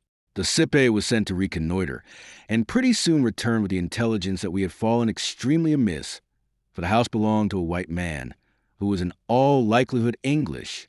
"Faith," says I, "if there's a white man to be seen, I will have a look at him, for the Lord be praised, there are more sorts than the one." The cipe led me forward accordingly to a place from which I had a clear view upon the house. It was surrounded with a wide veranda. A lamp, very well trimmed, stood upon the floor of it, and on either side of the lamp there sat a man cross-legged, after the Oriental manner. Both, besides, were bundled up in muslin like two natives, and yet one of them was not only a white man, but a man very well known to me and the reader, being indeed that very Master of Ballantrae of whose gallantry and genius I have had to speak so often. Word had reached me that he was come to the Indies, though we had never met at least, and I heard little of his occupations. But sure, I had no sooner recognized him, and found myself in the arms of so old a comrade, than I suppose my tribulations were quite done. I stepped plainly forth into the light of the moon, which shone exceeding strong, and hailing Ballantrae by name, made him in a few words master of my grievous situation. He turned, started the least thing in the world, looked me fair in the face while I was speaking, and when I had done addressed himself to his companion in the barbarous native dialect. The second person, who was an extraordinary delicate appearance, with legs like walking canes and fingers like the stalk of a tobacco pipe, now rose to his feet. "The Sahib," says he, "understands no English language. I understand it myself, and I see you make some small mistake. Oh, which may happen very often. But the Sahib would be glad to know how you come in a garden." "Ballantrae," I cried, "have you the damned impudence to deny me to my face?" Ballantrae never moved a muscle, staring at me like an image in a pagoda. "The Sahib understands no English language," says the native, as glib as before. "He'd be glad to know how you come in a garden." "Oh, the divil fetch him," says I. "He would be glad to know how I come in a garden, would he? Well, now, my dear man, just have the civility to tell the Sahib, with my kind love, that we are two soldiers here whom he never met and never heard of, but the cipe is a broth of a boy, and I am a broth of a boy myself.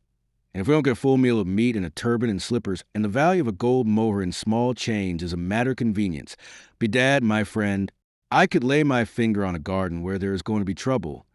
They carried their comedy so far as to converse a while in Hindustani, and then says the Hindu with the same smile, but sighing as if he were tired of the repetition, "The Sahib will be glad to know how you come a garden." "Is that the way of it?" says I, and laying my hand on my sword hilt, I bade the cipe draw.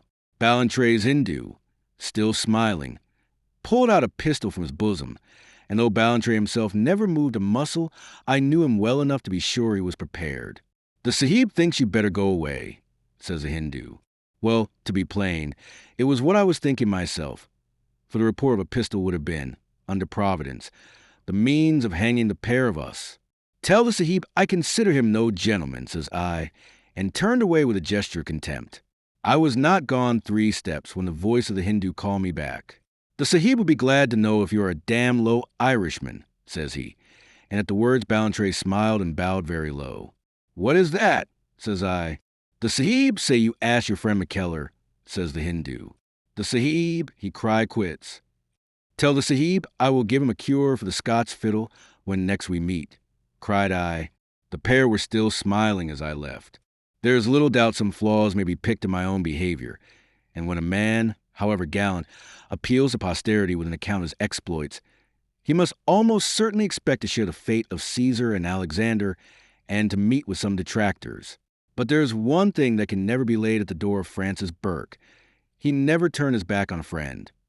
Here follows a passage which the Chevalier Burke has been at the pains to delete before sending me his manuscript.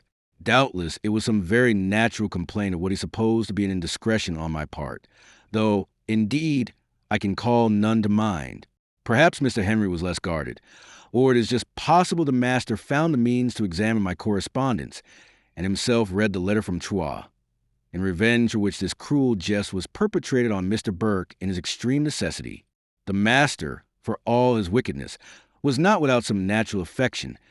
I believe he was sincerely attached to Mr. Burke in beginning, but the thought of treachery dried up the springs of his very shallow friendship, and his detestable nature appeared naked Iamsike. Chapter 8. The Enemy in the House. It is a strange thing that I should be at a stick for a date, the date, besides, of an incident that changed the very nature of my life, and sent us all into foreign lands. But the truth is, I was stricken out of all my habitudes, and find my journals very ill read up, the day not indicated sometimes for a week or two together, and the whole fashioned a thing like that of a man near desperate. It was late in March at least, or early in April 1764. I had slept heavily, and wakened with a premonition of some evil to befall. So strong was this upon my spirit that I hurried downstairs in my shirt and breeches, and my hand, I remember, shook upon the rail. It was a cold, sunny morning with a thick white frost. The blackbird sang exceeding sweet and loud about the house of Durrisdeer, and there was a noise of sea in all the chambers. As I came by the doors of the hall, another sound arrested me, of voices talking. I drew nearer and stood like a man dreaming. Here was certainly a human voice, and that in my own master's house, and yet I knew it not. Certainly human speech, and that in my native land, and yet, listen as I please, I could not catch one syllable. An old tale started up in my mind of a fairy wife, or perhaps only a wandering stranger, that came to the place of my father some generations back, and stayed the matter of a week, talking often in a tongue that signified nothing to the hearers, and went again, as she had come, under cloud of night, leaving not so much as a name behind her. A little fear I had, but more curiosity, and I opened the hall door and entered. The supper things still lay upon the table. The shutters were still closed, although day peeped in the divisions, and the great room was lighted only with a single taper and some lurching reverberation of the fire. Close in the chimney sat two men. The one that was wrapped in a cloak and wore boots, I knew at once. It was a bird of ill omen back again. Of the other, who was set close to the red embers, and made up into a bundle like a mummy, I could but see that he was an alien of a darker hue than any man of Europe, very frailly built, with a singular tall forehead and a secret eye. Several bundles and a small valise were on the floor, and to judge by the smallness of this luggage and by the condition of the master's boots, grossly patched by some unscrupulous country cobbler, evil had not prospered. He rose upon my entrance. Our eyes crossed, and I know not why it should have been, but my courage rose like a lark on a May morning. "Ha," said I, "is this you?" And I was pleased with the unconcern of my own voice. "It is even myself, worthy McKellar," says the master. "This time you brought the black dog visibly upon your back," I continued. "Referring to Secundra Das?" asked the master. "Let me present you. He is a native gentleman of India." "Hum," said I. "I am no great lover either of you or your friends, Mr. Bally, but I will let a little daylight in and have a look at you." And so saying, I undid the shutters of the eastern window. By the light of the morning, I could perceive the man was changed.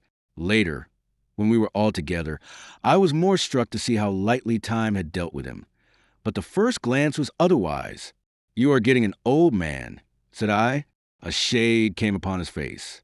"If you could see yourself," said he, "you will perhaps not dwell upon the topic." "Hut!" I returned.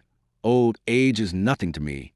I think I have been always old, and I am now, I thank God, better known and more respected. It is not everyone that can say that, Mr. Bally. The lines in your brow are calamities. Your life begins to close upon you like a prison. Death will soon be rapping at the door, and I see not for what source you are to draw your consolations. Here the master addressed himself to Secundra Das in Hindustani, from which I gathered, I freely confess, with a high degree of pleasure, that my remarks annoyed him. All this while, you may be sure, my mind had been busy upon other matters, even while I rallied my enemy, and chiefly as to how I should communicate secretly and quickly with my lord. To this, in the breathing space now given me, I turned all the forces of my mind.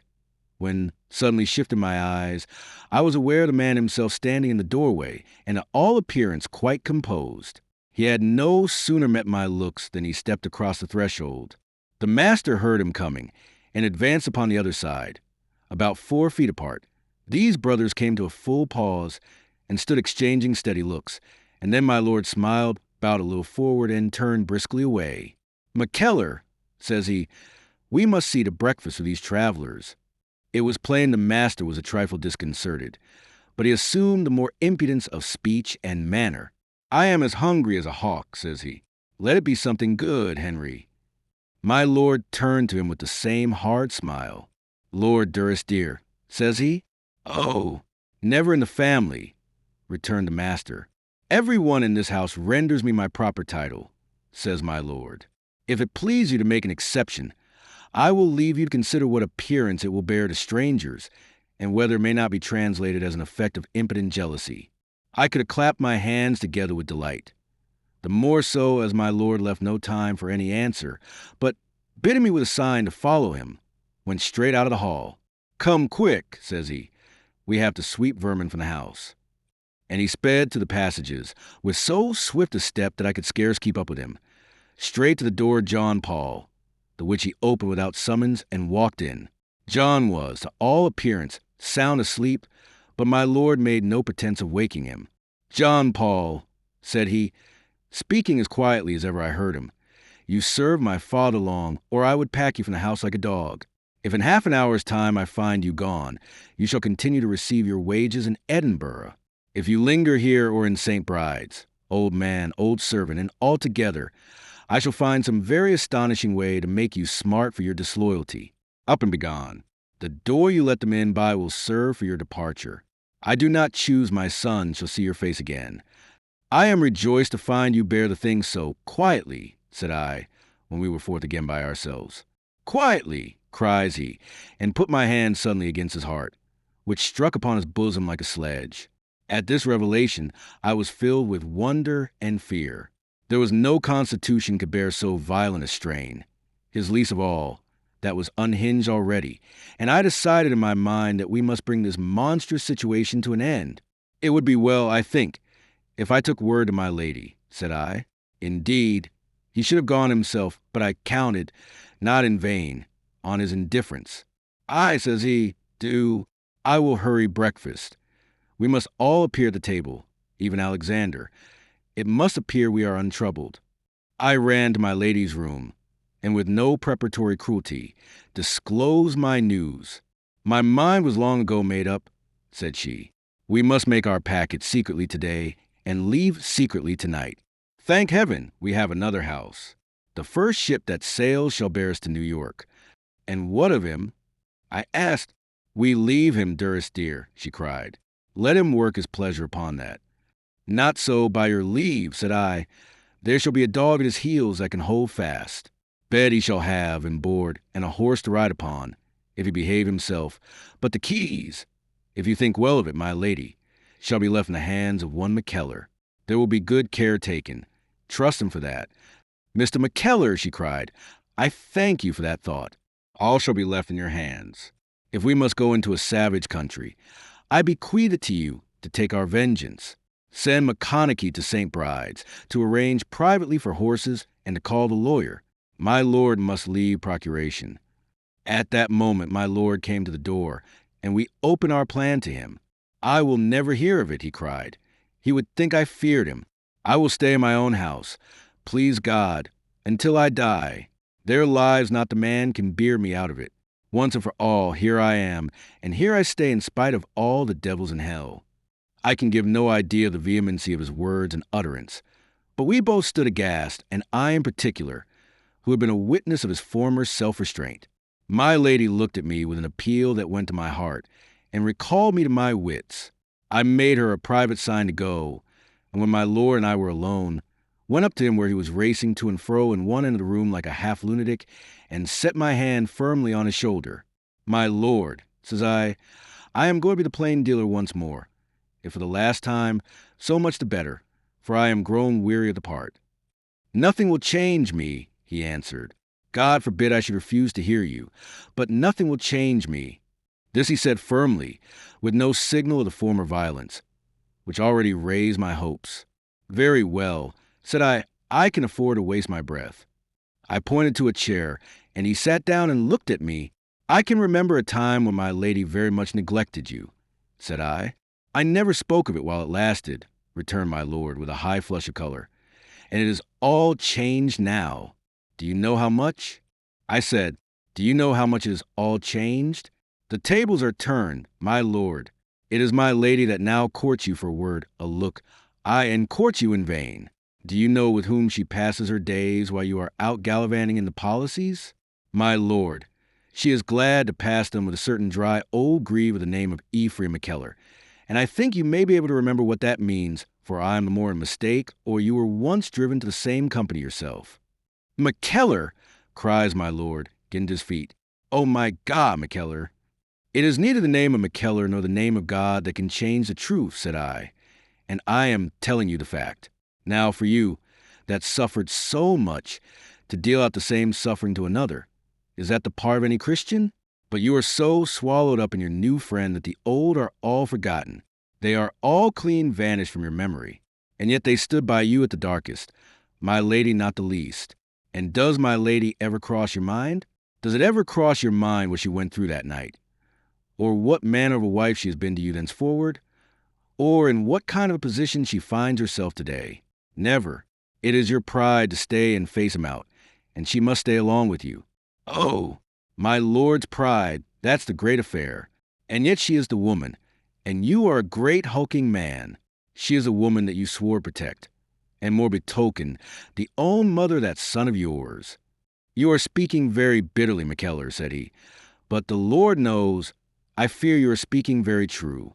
I have not proved worthy of my happiness. Bring my lady back. My lady was waiting near at hand to learn the issue. When I brought her in, my lord took a hand of each of us and laid them both upon his bosom. "I have had 2 friends in my life," said he. "All the comfort ever I had, it came from one or other. When you 2 are in a mind, I think I would be an ungrateful dog." He shut his mouth very hard and looked on us with swimming eyes. "Do what ye like with me," says he. "Only don't think," he stopped again, "do what ye please with me. God knows I love and honor you." And dropping our 2 hands, he turned his back and went and gazed out of the window. But my lady ran after, calling his name, and threw herself upon his neck in a passion of weeping. I went out and shut the door behind me, and stood and thanked God from the bottom of my heart. At the breakfast board, according to my lord's design, we were all met. The master had by that time plucked off his patched boots and made a toilet suitable to the hour. Secundra Das was no longer bundled up in wrappers, but wore a decent plain black suit, which misbecame him strangely, and the pair were at the great window looking forth. When the family entered, they turned, and the black man, as they had already named him in the house, bowed almost to his knees, but the master was for running forward like one of the family. My lady stopped him, curtsying low from the far end of the hall, and keeping her children at her back. My lord was a little in front. So there were the 3 cousins of Durie Deer face to face. The hand of time was very legible on all. I seemed to read in their changed faces a memento mori, and what affected me still more, it was a wicked man that bore his years the handsomest. My lady was quite transfigured into the matron, a becoming woman for the head of a great tableful of children and dependents. My lord was grown slack in his limbs. He stooped. He walked with a running motion, as though he had learned again from Mr. Alexander. His face was drawn. It seemed a trifle longer than of old, and it wore at times a smile very singularly mingled, in which in my eyes appeared both bitter and pathetic. But the master still bore himself erect, although perhaps with effort, his brow barred about the center with imperious lines, his mouth set as for command. He had all the gravity and something of the splendor of Satan in the Paradise Lost. I could not help but see the man with admiration, and was only surprised that I saw him with so little fear. But indeed, as long as we were at the table, it seemed as if his authority were quite vanished and his teeth all drawn. We had known him a magician that controlled the elements, and here he was, transformed into an ordinary gentleman, chatting like his neighbors at the breakfast board. For now the father was dead, and my lord and lady reconciled. In what ear was he to pour his calumnies? It came upon me in a kind of vision, how hugely I had overrated the man's subtlety. He had his malice still. He was false as ever, and, the occasion being gone that made his strength, he sat there impotent. He was still the viper, but now spent his venom on a file. Two more thoughts occurred to me while yet we sat at breakfast. The first, that he was abashed, I had almost said distressed, to find his wickedness quite unavailing. The second, that perhaps my lord was in the right, and we did amiss to fly from our dismasted enemy.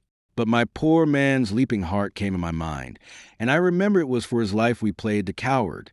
When the meal was over, the master followed me to my room, and, taking a chair which I had never offered him, asked me what was to be done with him. "Why, Mr. Bally," said I, "the house will still be open to you for a time." "For a time," says he. "I do not know if I quite take your meaning." "It is plain enough," said I. "We keep you for our reputation. As soon as you shall have publicly disgraced yourself by some of your misconduct, we shall pack you forth again." "You are become an impudent rogue," said the master, bending his brows at me dangerously. "I learned in a good school. I returned. And you must have perceived yourself that with my old lord's death your power is quite departed. I do not fear you now, Mr. Bally. I think even, God forgive me, that I take a certain pleasure in your company." He broke out in a burst of laughter, which I clearly saw to be assumed. "I have come with empty pockets," says he after a pause. "I do not think there will be any money going." I replied, "I would advise you not to build on that." "I shall have something to say on the point," he returned. "Indeed," said I. "I have not a guess what will be then." "Oh, you affect confidence," said the master. "I have still one strong position, that you people fear scandal, and I enjoy it." "Pardon me, Mr. Bally," says I. "We do not in the least fear scandal against you." He laughed again. "You have been studying repartee," he said. "But speech is very easy, and sometimes very deceptive. I warn you fairly, you will find me vitriol in the house. You would do wiser to pay money down and see my back." And with that, he waved his hand to me and left the room. A little after, my lord came with the lawyer, Mr. Carlyle. A bottle of old wine was brought, and we all had a glass before we fell to business. The necessary deeds were then prepared and executed, and the Scotch estates made over in trust to Mr. Carlyle and myself. "There is one point, Mr. Carlyle," said my lord, when these affairs had been adjusted, "on which I wish that you would do us justice. This sudden departure coinciding with my brother's return will be certainly commented on. I wish you would discourage any conjunction of the two." "I will make a point of it, my lord," said Mr. Carlyle. "The Moss Bally does not, then, accompany you?" "It is a point I must approach," said my lord. "Mr. Bally remains at Durrisdeer, under the care of Mr. McKellar, and I do not mean that he shall even know our destination." "Common report, however," began the lawyer. "Ah, but, Mr. Carlyle, this is to be a secret quite among ourselves," interrupted my lord. "None but you and McKellar are to be made acquainted with my movements." "And Mr. Bally stays here?" "Quite so," said Mr. Carlyle. "The powers you leave." Then he broke off again. "Mr. McKellar, we have a rather heavy weight upon us." "No doubt," said I. "No doubt," said he. "Mr. Bally will have no voice?" "He will have no voice," said my lord, "and I hope no influence. Mr. Bally is not a good adviser." "I see," said the lawyer. "By the way, has Mr. Bally means?" "I understand him to have nothing," replied my lord. "I give him table, fire, and candle in this house. And in the matter of an allowance, if I am to share the responsibility, You will see how highly desirable it is that I should understand your views," said the lawyer. "On the question of an allowance?" "There will be no allowance," said my lord. "I wish Mr. Bally to live very private. We have not always been gratified with his behavior. And in the matter of money," I added, "he has shown himself an infamous bad husband. Glance your eye upon that docket, Mr. Carlyle, where I have brought together the different sums a man has drawn from the estate in the last 15 or 20 years. The total is pretty." Mr. Carlyle made the motion of whistling. "I had no guess of this," said he. "Excuse me once more, my lord, if I appear to push you, but it is really desirable I should penetrate your intentions. Mr. McKellar might die when I should find myself alone upon this trust. Would it not be rather your lordship's preference that Mr. Bally should leave the country?" My lord looked at Mr. Carlyle.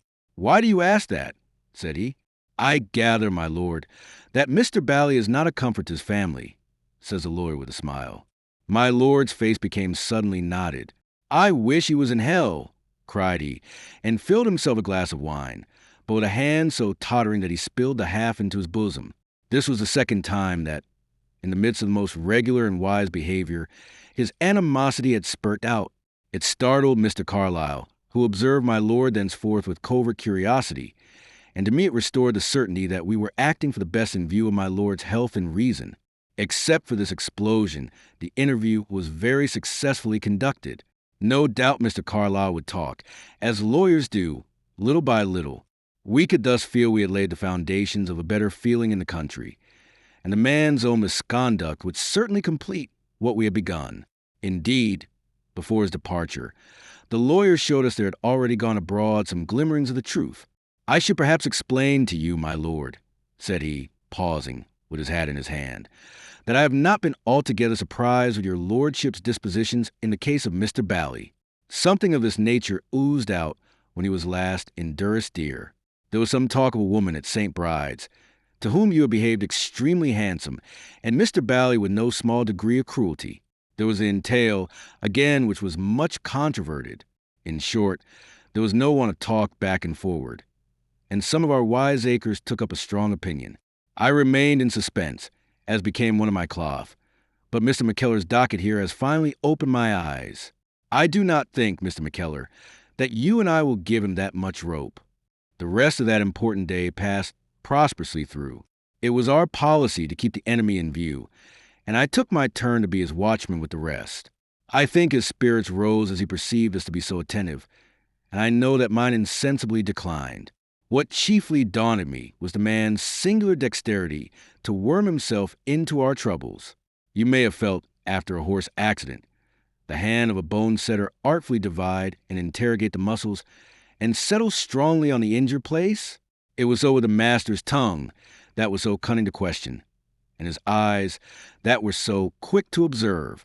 I seemed to have said nothing, and yet to have let all out. Before I knew where I was, a man was condoling with me on my lord's neglect of my lady and myself, and his hurtful indulgence to his son. On this last point I perceived him, with panic fear, to return repeatedly. The boy had displayed a certain shrinking from his uncle. It was strong in my mind his father had been fool enough to indoctrinate the same, which was no wise beginning. And when I looked upon a man before me, still so handsome, so apt a speaker, with so great a variety of fortunes to relate, I saw he was a very personage to captivate a boyish fancy. John Paul had left only that morning.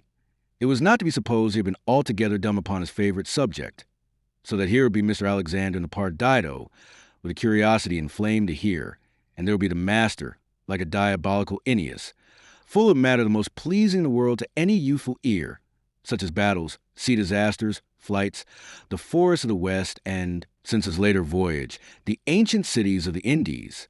How cunningly these baits might be employed, and what an empire might be so founded, little by little, in the mind of any boy, stood obviously clear to me.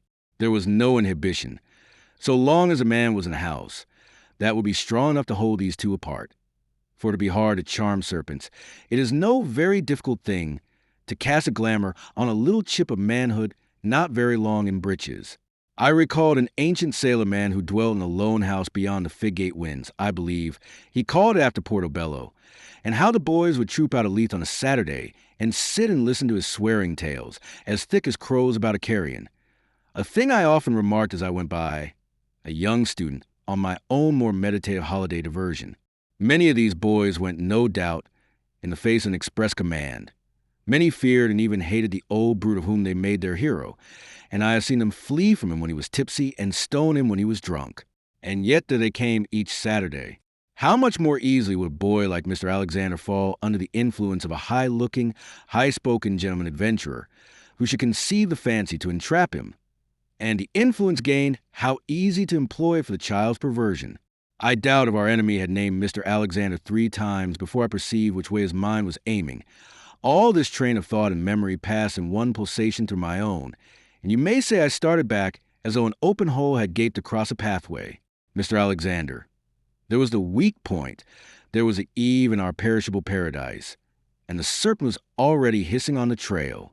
I promise you, I went the more heartily about the preparations, my last scruple gone, the danger delay written before me in huge characters. From that moment forth, I seemed not to have sat down or breathed. Now I would be at my post with the master and his Indian, now in the garret, buckling a valise, now sending forth McConaughey by the side postern and the woodpath to bear it to the trysting place, and again snatching some word of counsel with my lady. This was the verso of our life in Durie that day, but on the recto all appeared quite settled, as a family at home in his paternal seat. And what perturbation may have been observable, the master would set down to the blow of his unlooked-for coming, and the fear he was accustomed to inspire. Supper went creditably off. Cold salutations passed, and the company trooped to their respective chambers. I attended the master to the last. We had put him next door to his Indian, in the north wing, because that was the most distant and could be severed from the body of the house with doors.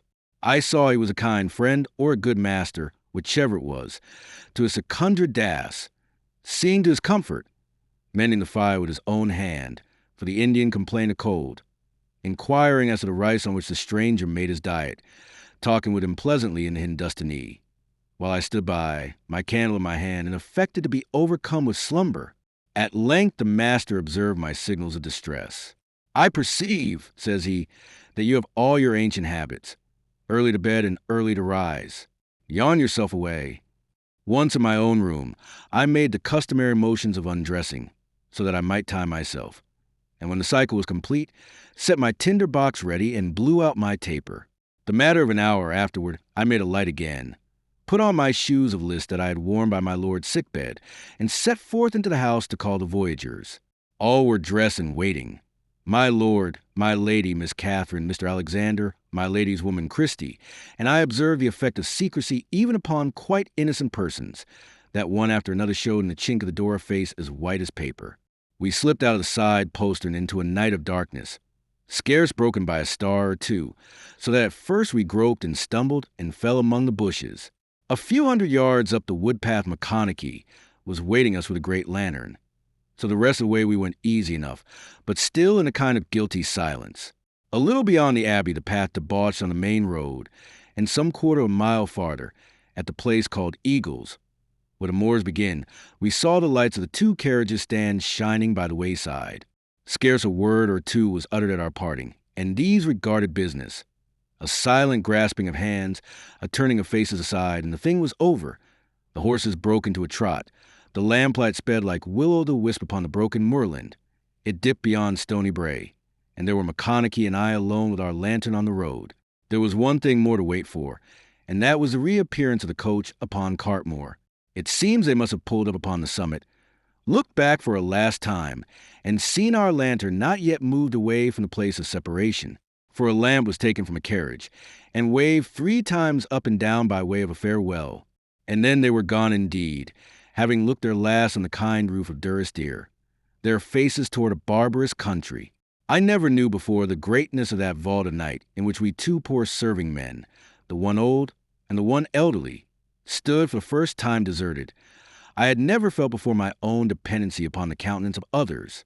The sense of isolation burned in my bowels like a fire. It seemed that we who remained at home were the true exiles, and that Durie and so wayside, and all that made my country native, its air good to me, and its language welcome, had gone forth and was far over sea with my old masters. The remainder of that night, I paced to and fro on the smooth highway, reflecting on the future and the past. My thoughts, which at first dwelled tenderly on those who were just gone, took a more manly temper as I considered what remained for me to do. Day came upon the inland mountain tops, and the fowls began to cry, and the smoke of homesteads to arise in the brown bosom of the moors, before I turned my face homeward, and went down the path to where the roof of Durrisdeer shone in the morning by the sea. At the customary hour I had the master called, and awaited his coming in the hall with a quiet mind. He looked about him at the empty room, and the 3 covers set. "We are a small party," said he. "How comes?" "This is the party to which we must grow accustomed," I replied. He looked at me with a sudden sharpness. "What is all this?" said he. "You and I and your friend Mr. Dass are now all the company." I replied, "My lord, my lady, and the children are gone upon a voyage." "Upon my word," said he, "can this be possible? I have indeed fluttered your Volscians and Corioli, but this is no reason why our breakfast should go cold. Sit down, Mr. McKellar, if you please," taking, as he spoke, the head of the table which I had designed to occupy myself. "And as we eat, you can give me the details of this evasion." I could see he was more affected than his language carried, and I determined to equal him in coolness. "I was about to ask you to take the head of the table," said I, "for though I am now thrust into the position of your host, I could never forget that you were, after all, a member of the family." For a while he played the part of entertainer, giving directions to Macconochie, who received them with an evil grace, and attending specially upon Secundra. "And where has my good family withdrawn to?" he asked carelessly. "Ah, Mr. Bally, that is another point," said I. "I have no orders to communicate their destination." "To me," he corrected. "To anyone," said I. "It is the less pointed," said the master. "C'est de bon ton. My brother improves as he continues. And I, dear Mr. McKellar?" "You will have bed and board, Mr. Bally," said I. "I am permitted to give you the run of the cellar, which is pretty reasonably stocked. You have only to keep well with me, which is no very difficult matter, and you shall want neither for wine nor a saddle horse." He made an excuse to send Macconochie from a room. "And for money?" he inquired. "Have I to keep well with my good friend McKellar for my pocket money also?" This is a pleasing return to the principles of boyhood. "There was no allowance made," said I, "but I will take it on myself to see you are supplied in moderation." "In moderation?" he repeated. "And you will take it on yourself?" He drew himself up and looked about the hall at the dark rows of portraits. "In the name of my ancestors, I thank you," says he, and then, with a return to irony, "but there must certainly be an allowance for Secundra Dass," he said.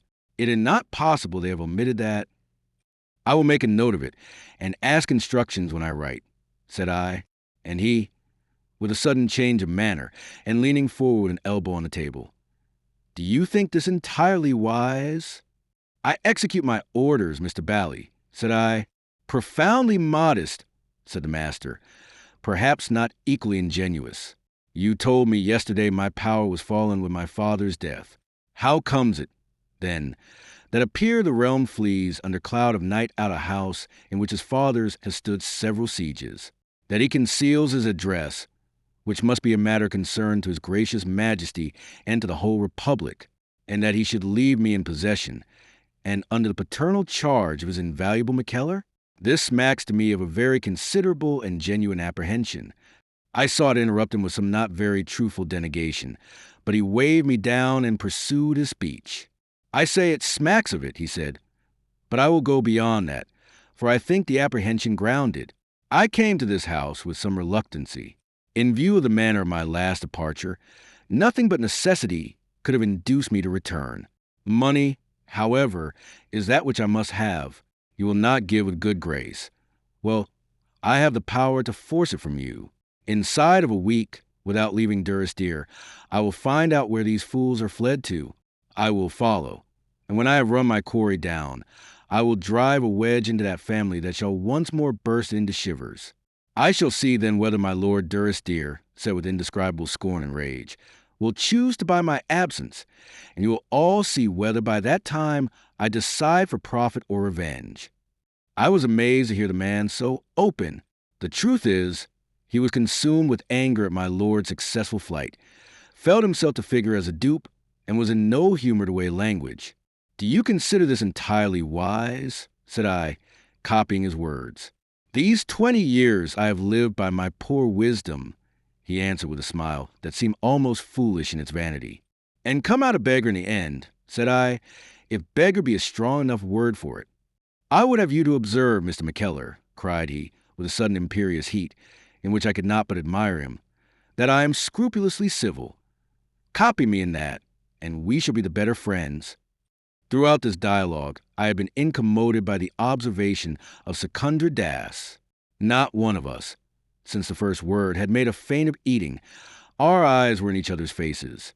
You might say in each other's bosoms, and those of the Indian troubled me with a certain changing brightness as of comprehension. But I brushed the fancy aside, telling myself once more he understood no English. Only, from the gravity of both voices and the occasional scorn and anger in the master's, smelled out there was something of import in the wind. For the matter of 3 weeks, we continued to live together in the house of Durie, the beginning of that most singular chapter of my life, what I must call my intimacy with the master. At first, he was somewhat changeable in his behavior. Now civil, now returning to his old manner of flouting me to my face, and in both I met him halfway. Thanks be to Providence. I had now no measure to keep with the man, and I was never afraid of black brows, only of naked swords, so that I found a certain entertainment in these bouts of incivility, and was not always ill-inspired in my rejoinders. At last, it was at supper, I had a droll expression that entirely vanquished him. He laughed again and again, and "Who would have guessed," he cried, "that this old wife had any wit under his petticoats?" "It is no wit, Mr. Bally," said I, "a dry Scotch humor, and something of the driest." And, indeed, I never had the least pretension to be thought a wit. From that hour he was never rude with me, but all passed between us in a manner of pleasantry. One of our chief times of daffing was when he required a horse, another bottle, or some money. He would approach me then after the manner of a schoolboy, and I would carry it on by way of being his father, on both sides, with an infinity of mirth. I could not but perceive that he thought more of me, which tickled that poor part of mankind, the vanity. He dropped, besides, I must suppose unconsciously, into a manner that was not only familiar, but even friendly, and this on the part of one who had so long detested me, I found the more insidious. He went little abroad, sometimes even refusing invitations. "No," he would say, "what do I care for these thick-headed bonnet lairds? I will stay at home, McKellar, and we shall share a bottle quietly, and have one of our good talks." And, indeed, meal-time at Durie must have been a delight to anyone, by reason of the brilliancy of the discourse. He would often express wonder at his former indifference to my society. "But you see," he would add, "we were upon opposite sides, and so we are today, but let us never speak of that. I would think much less of you if you were not staunch to your employer.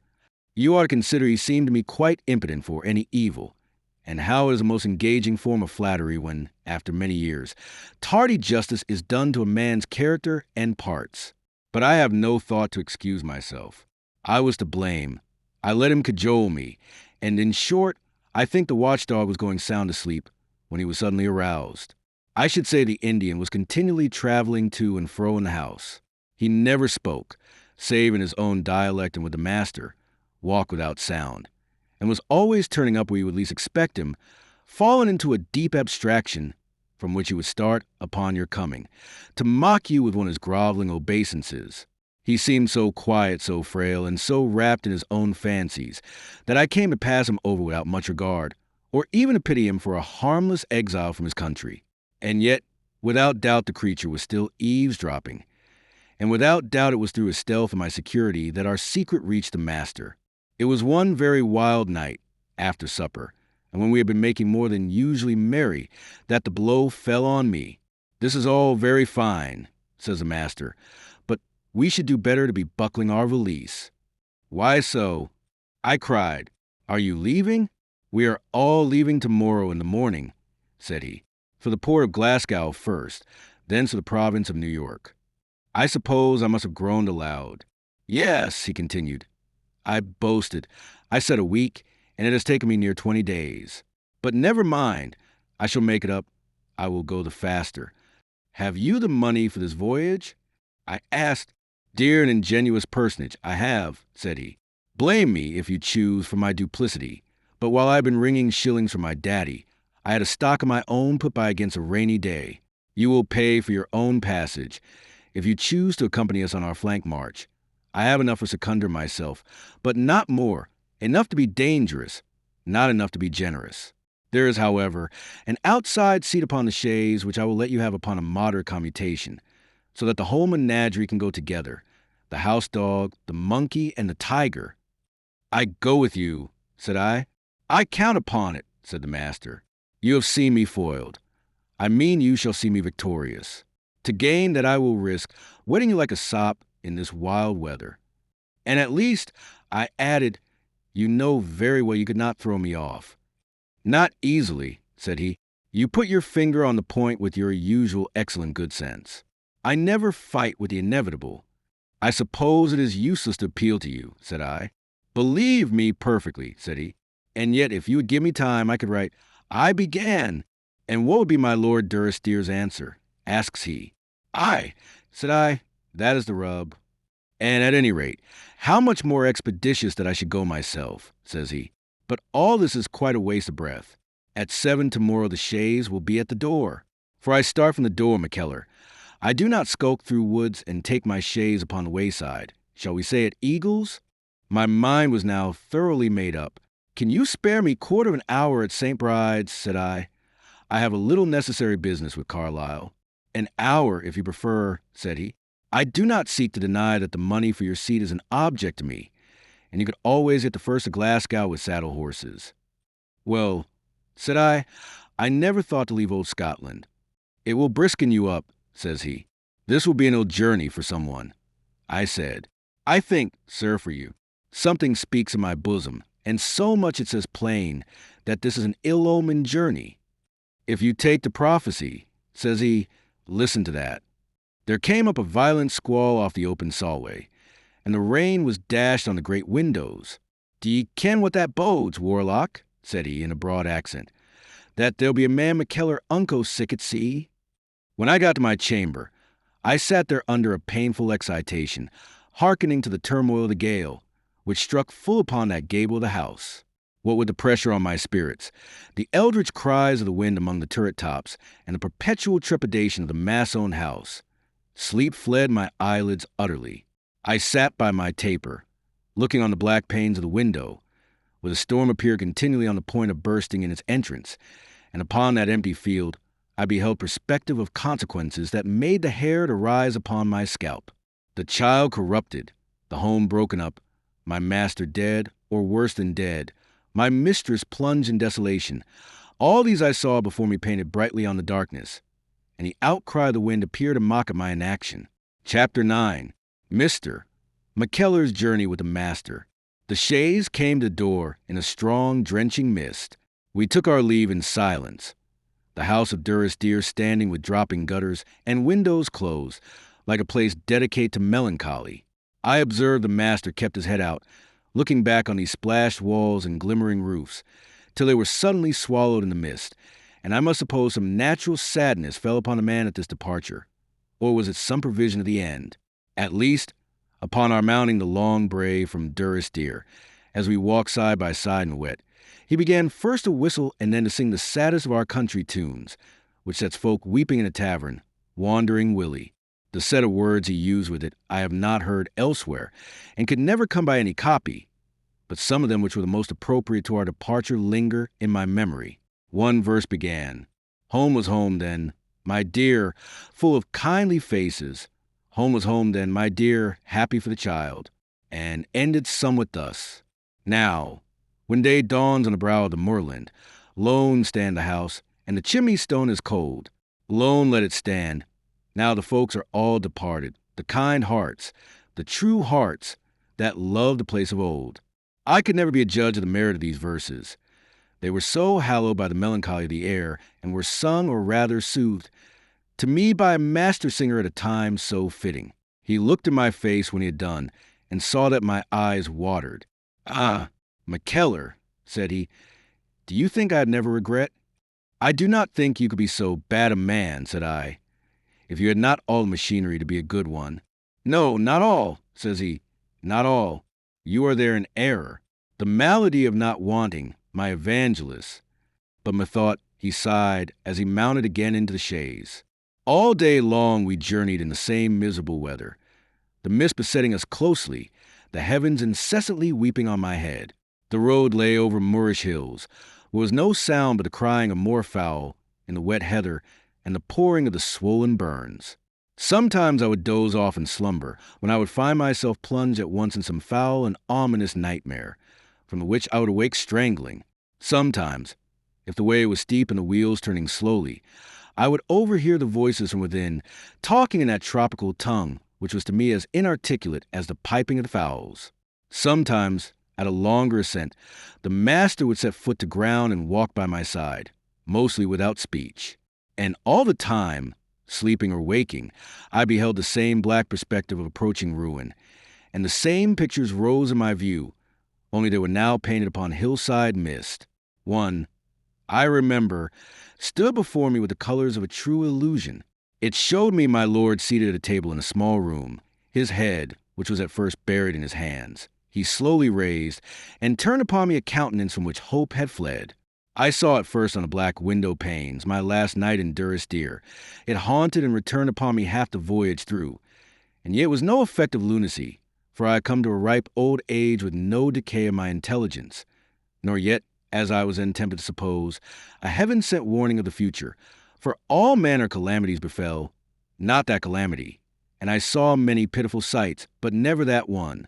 It was decided we should travel on all night, and it was singular, once the dusk had fallen, my spirits somewhat rose. The bright lamps, shining forth into the mist and on the smoking horses, and the hodding postboy, gave me perhaps an outlook intrinsically more cheerful than what day had shown, or perhaps my mind had become wearied of its melancholy. At least, I spent some waking hours, not without satisfaction in my thoughts, although wet and weary in my body, and fell at last into a natural slumber without dreams. Yet I must have been at work even in the deepest of my sleep, and at work with at least a measure of intelligence, for I started broad awake, in the very act of crying out to myself. Home was home then, my dear, happy for the child, stricken to find in it an appropriateness, which I had not yesterday observed, to the master's detestable purpose in the present journey. We were then close upon the city of Glasgow, where we were soon breakfasting together at an inn, and where, as the devil would have it, we found a ship in the very article of sailing. We took our places in the cabin, and 2 days after carried our effects on board. Her name was a Nonsuch, a very ancient ship and very happily named. By all accounts, this should be her last voyage. People shook their heads upon the quays, and I had several warnings offered me by strangers in the street to the effect that she was rotten as a cheese, too deeply loaden, and must infallibly founder if we met a gale. From this it fell out we were the only passengers. The captain, McMurtry, was a silent, absorbed man, with a Glasgow or Gaelic accent. The mates ignorant, rough seafarers, come into the hawse-hole, and the master and I were cast upon each other's company. The Nonsuch carried a fair wind out of Clyde, and for near upon a week we enjoyed bright weather and a sense of progress. I found myself, to my wonder, a born seaman, in so far at least as I was never sick.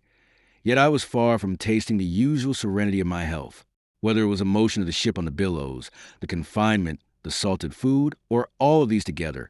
I suffered from a blackness of spirit and a painful strain upon my temper. The nature of my errand on that ship perhaps contributed. I think it did no more. The malady, whatever it was, sprang from my environment, and if the ship were not to blame, then it was the master. Hatred and fear are old bedfellows, but, to my shame be it spoken, I have tasted those in other places, lain down and got up with them, and eaten and drunk with them, and yet never before nor after have I been so poisoned through and through, in soul and body, as I was on board the Nonsuch. I freely confess my enemies set me a fair example of forbearance. In our worst days displayed the most patient geniality, holding me in conversation as long as I would suffer, and when I had rebuffed the civility, stretching himself on deck to read. The book he had on board with him was Mr. Richardson's famous Clarissa, and among other small attentions he would read me passages aloud. Nor could any elocutionist have given with greater potency the pathetic portions of that work. I would retort upon him with passages out of the Bible, which was all my library, and very fresh to me, my religious duties, I grieve to say it, being always and even to this day extremely neglected. He tasted the merits of the word like the connoisseur he was, and would sometimes take it from my hand, turn the leaves over like a man that knew his way, and give me, with his fine declamation, a Roland for my Oliver. But it was singular how little he applied his reading to himself. It passed high above his head like summer thunder. Lovelace and Clarissa, the tales of David's generosity, the psalms of his penitence, the solemn questions of the book of Job, the touching poetry of Isaiah, they were to him a source of entertainment only, like the scraping of a fiddle in a change house. This outer sensibility and inner toughness set me against him. It seemed of a piece with that impudent grossness which I knew to underlie the veneer of his fine manners, and sometimes my gorge rose against him as though he were deformed, and sometimes I would draw away as though from something partly spectral. I had moments when I thought of him as a man of pasteboard, as though, if one should strike smartly through the buckram of his countenance, there would be found a mere vacuity within. This horror, not merely fanciful, I think, vastly increased my detestation of his neighborhood. I began to feel something shiver within me on his drawing near. I had at times a longing to cry out. There were days when I thought I could have struck him. This frame of mind was doubtless helped by shame, because I had dropped during our last days at Durrisdeer into a certain toleration of the man, and if anyone had then told me I should drop into again, I must have laughed in his face. It is possible he remained unconscious of this extreme fever of my resentment, yet I think he was too quick, and rather that he had fallen, in a long life of idleness, into a positive need of company, which obliged him to confront and tolerate my unconcealed aversion, certain, at least, that he loved to know of his own tongue, as, indeed, he entirely loved all the parts and properties of himself, a sort of imbecility which almost necessarily attends on wickedness. I have seen him driven, when I proved recalcitrant, to long discourses with the skipper, and this, although the man plainly testified his weariness, fiddling miserably with both hand and foot, and replying only with a grunt. After the first week out we fell in with foul winds and heavy weather. The sea was high. The Nonsuch, being an old-fashioned ship and badly loaden, rolled beyond belief, so that the skipper trembled for his masts and I for my life. We made no progress on our course. An unbearable ill humor settled on the ship.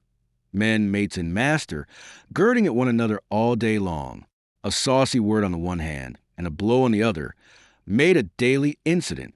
There were times when the whole crew refused their duty, and we of the afterguard were twice got under arms, being the first time that ever I bore weapons, in the fear of mutiny.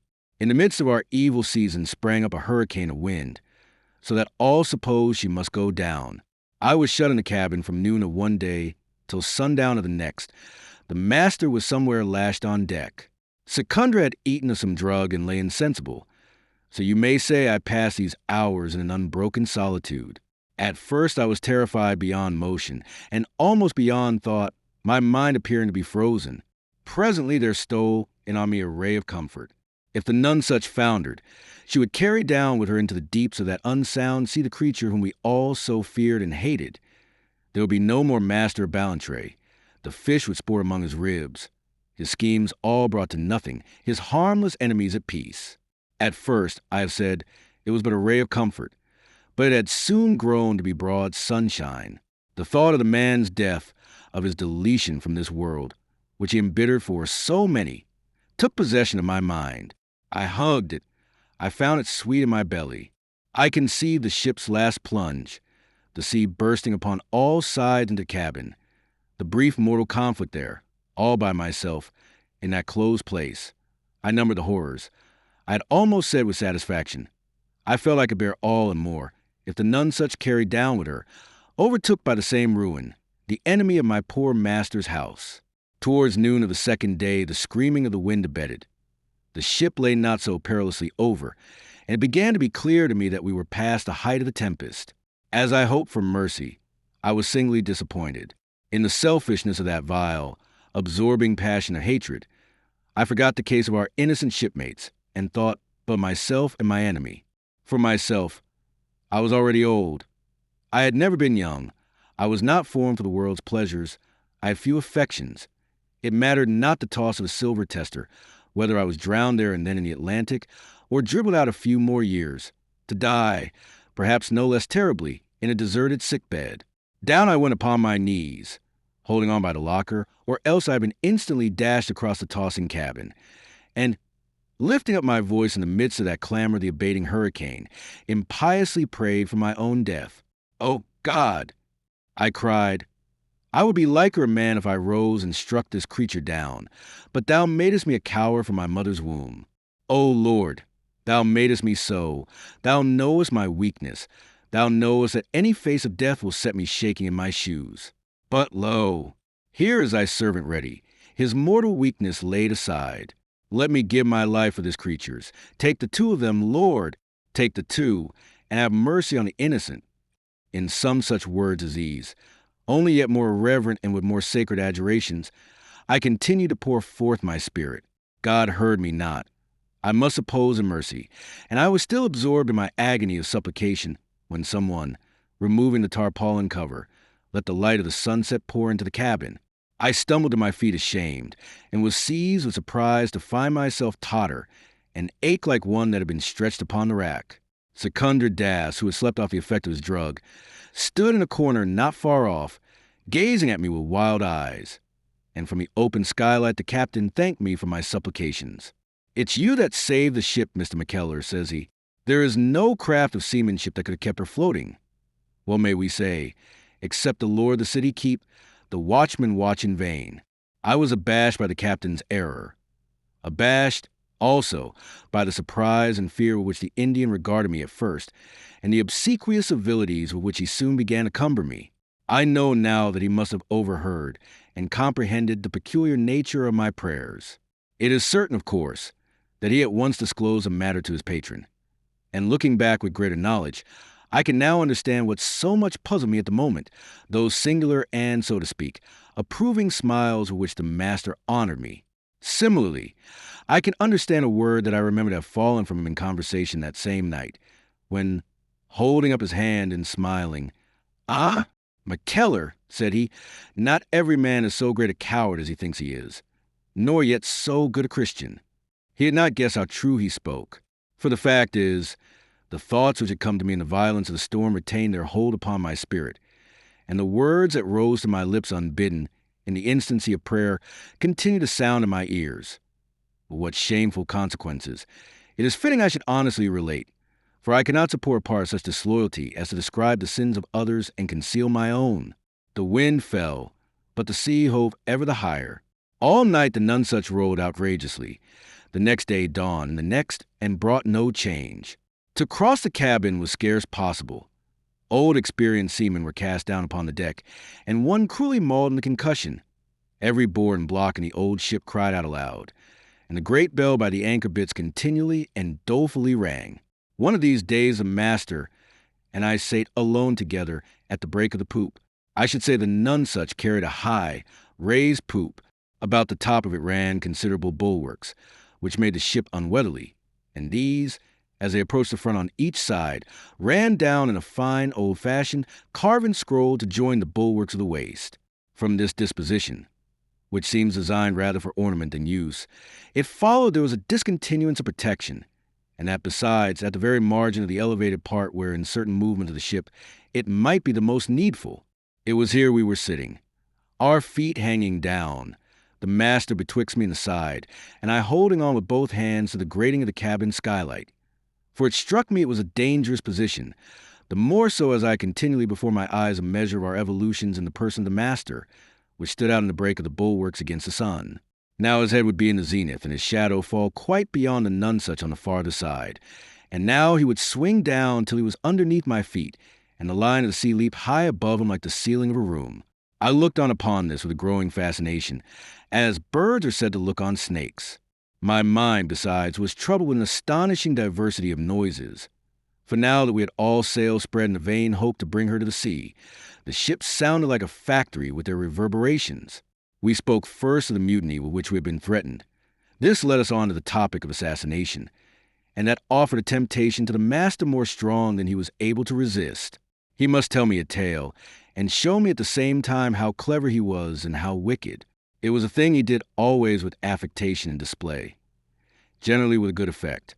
But this tale, told in a high key in the midst of so great a tumult, and by a narrator who was one moment looking down at me from the skies, and the next up from under the soles of my feet, this particular tale, I say, took hold upon me in a degree quite singular.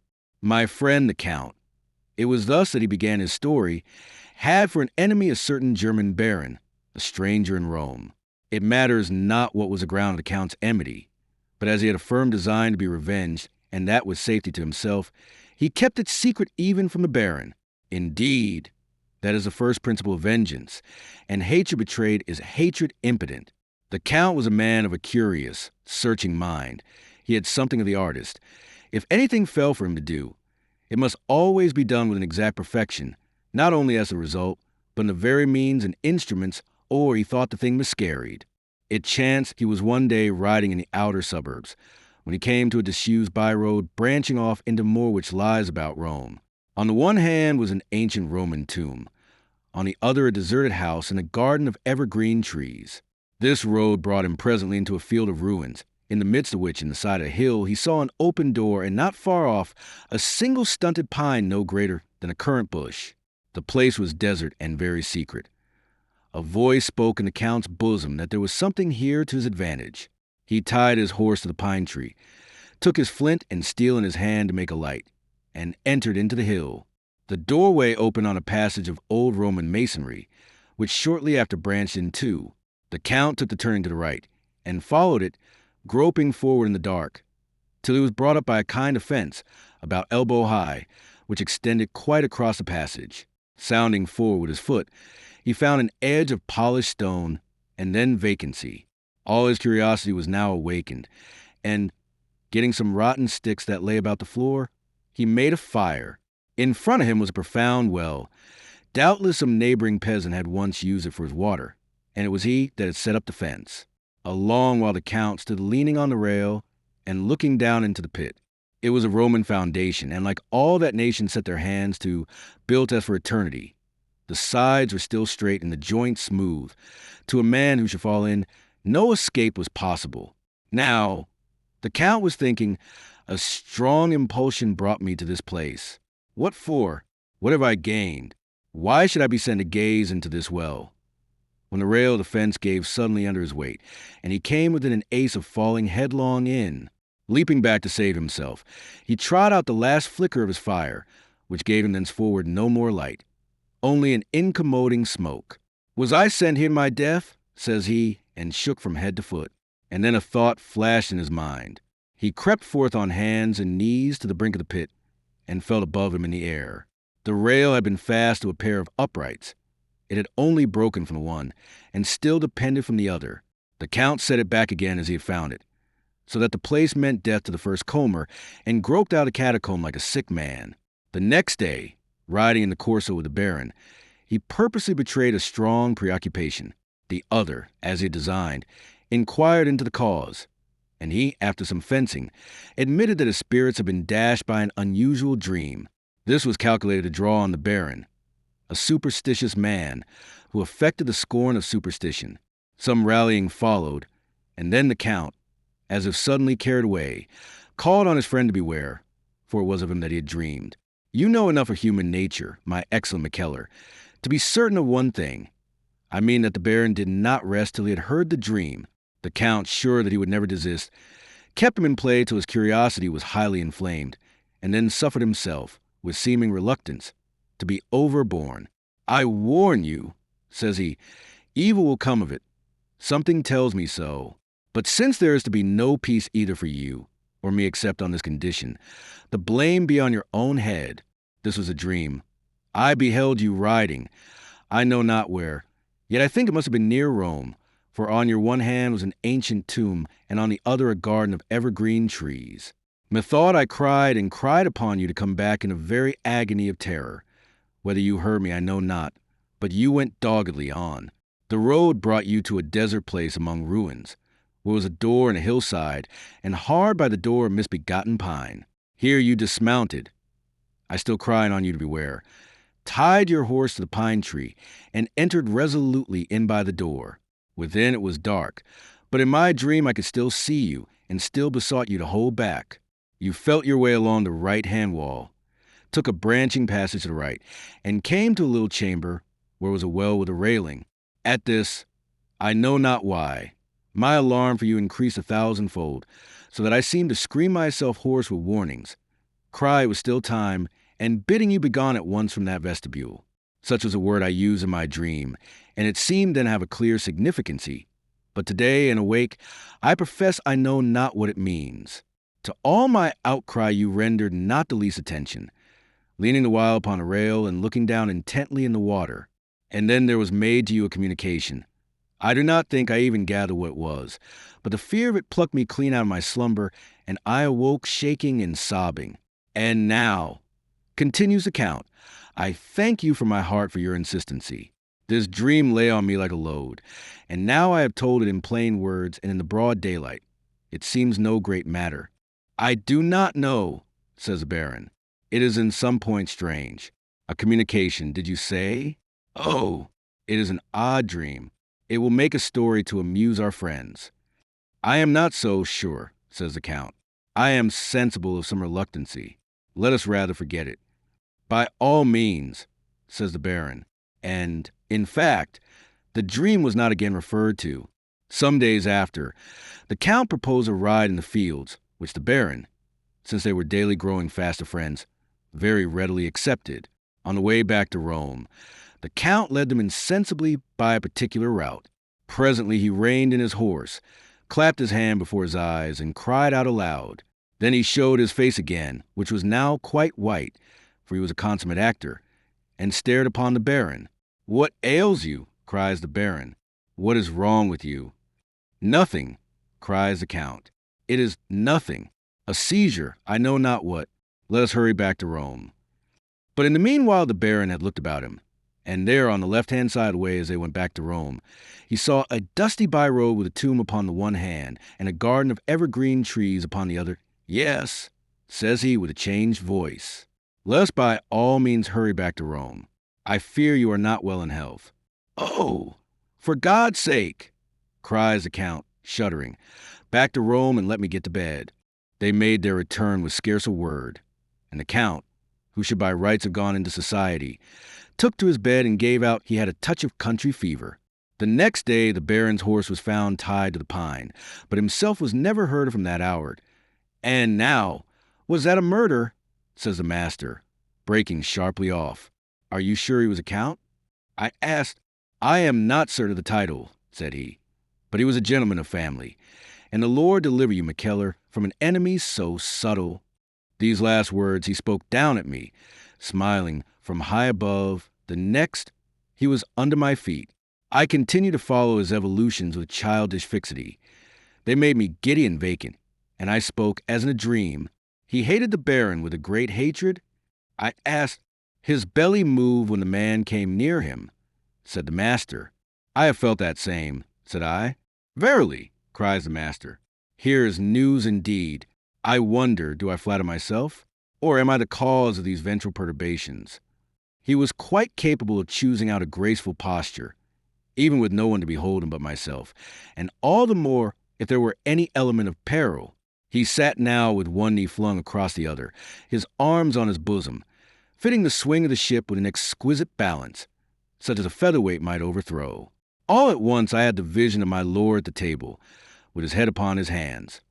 Only now, when he showed me his countenance, it was heavy with reproach. The words of my own prayer, "I were liker a man if I struck this creature down," shot at the same time into my memory.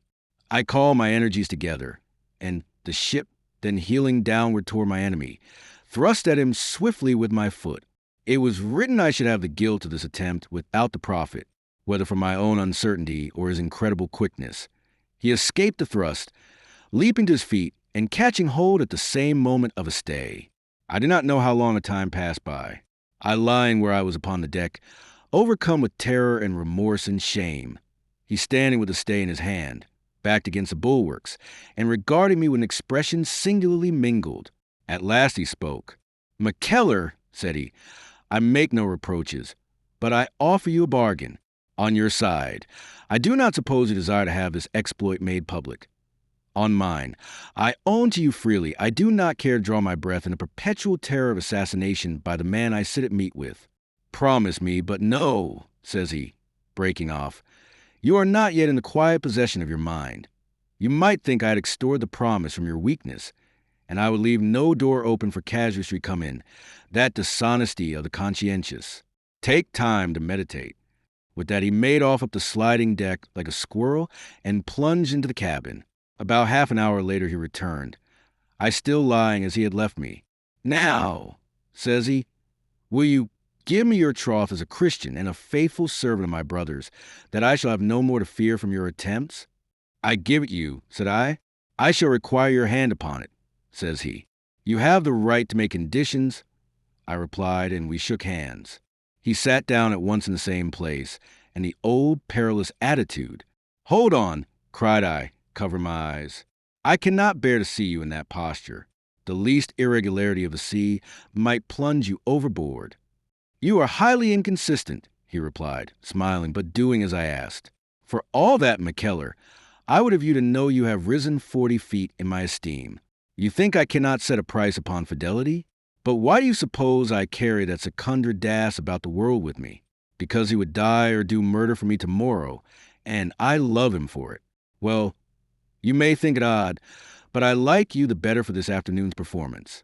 I thought you were Magnetes of the 10 Commandments, but no, God damn my soul. He cries, the old wife has blood in his body after all, which does not change the fact, he continued, smiling again, that you have done well to give your promise, for I doubt if you would ever shine in your new trade. I suppose, said I should ask your pardon in God's for my attempt. At any rate, I have passed my word, which I will keep faithfully. But when I think of those you persecute, I paused. Life is a singular thing, said he, and mankind are very singular people. You suppose yourself to love my brother. I assure you it is merely custom. Interrogate your memory, and when first you came to Durrisdeer, you will find you considered him a dull, ordinary youth. He is as dull and ordinary now, though not so young. Had you instead fallen in with me, you would today be as strong upon my side. I would never say you were ordinary, Mr. Bally, I returned, but here you prove yourself dull. You have just shown your reliance on my word. In other terms, that is my conscience, the same which starts instinctively back from you, like the eye from a strong light. Ah, says he, but I mean otherwise. I mean, had I met you in my youth, you are to consider I was not always as I am today, nor had I met him a friend of your description. Should I have ever been so? Hut, Mr. Bally, says I, you would have made a mock of me. You would never have spent 10 civil words on such a square toes. But he was now fairly started on his new course of justification, with which he wearied me throughout the remainder of the passage. No doubt in the past he had taken pleasure to paint himself unnecessarily black, and made a vaunt of his wickedness, bearing it for a coat of arms. Nor was he so illogical as to abate one item of his old confessions. But now that I know you are a human being, he would say, I can take the trouble to explain myself. For I assure you I am human, too, and have my virtues like my neighbors. I say he wearied me, for I had only the one word to say in answer. 20 times I must have said it. Give up your present purpose and return with me to Durrisdeer. Then I will believe you. Thereupon he would shake his head at me. Ah, McKellar, you might live 1,000 years and never understand my nature, he would say. This battle is now committed. The hour of reflection quite past. The hour for mercy not yet come. It began between us when we span a coin in the hall of Durrisdeer, now 20 years ago. We have had our ups and downs, but never either of us dreamed of giving in. And as for me, when my glove is cast, life and honor go with it. A fig for your honor, I would say. And by your leave, these warlike similitudes are something too high-sounding for the matter in hand. You want some dirty money. There's the bottom of your contention. And as for your means, what are they? To stir up sorrow in a family that never harmed you, to debauch, if you can, your own nephew, and to wring the heart of your born brother. A footpad that kills an old granny and a woolen mutch with dirty bludgeon, and that for a shilling piece and a paper snuff. There's all the warrior that you are. When I would attack him thus, or somewhat thus, he would smile and sigh like a man misunderstood.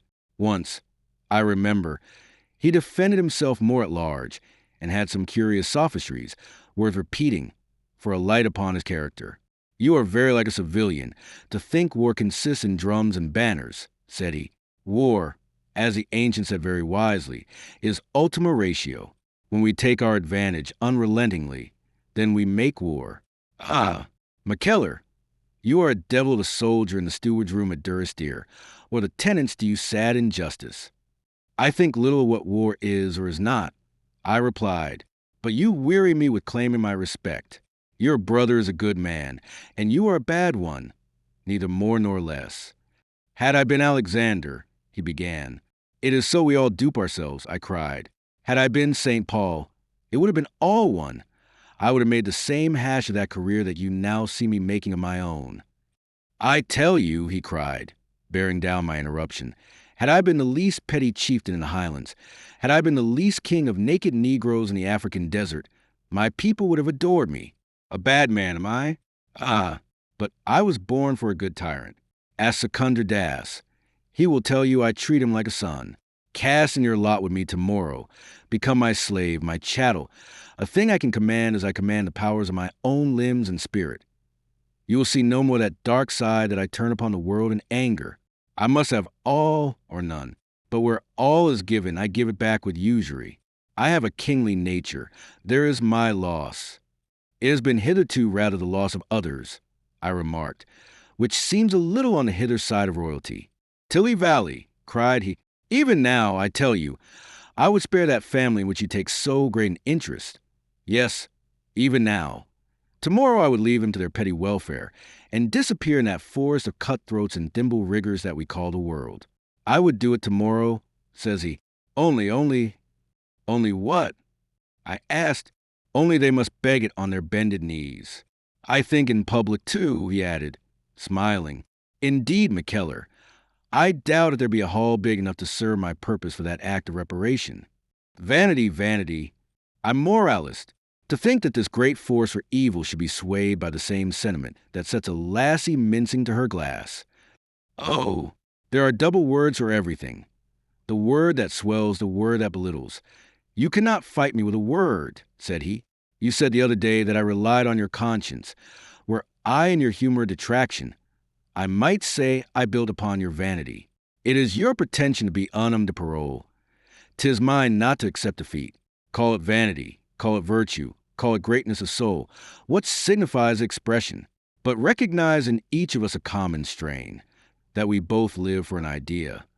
It will be gathered from so much familiar talk and so much patience on both sides, that we now live together upon excellent terms. Such was again the fact, and this time more seriously than before. Apart from disputations such as that which I tried to reproduce, not only consideration reigned, but, I am tempted to say, even kindness.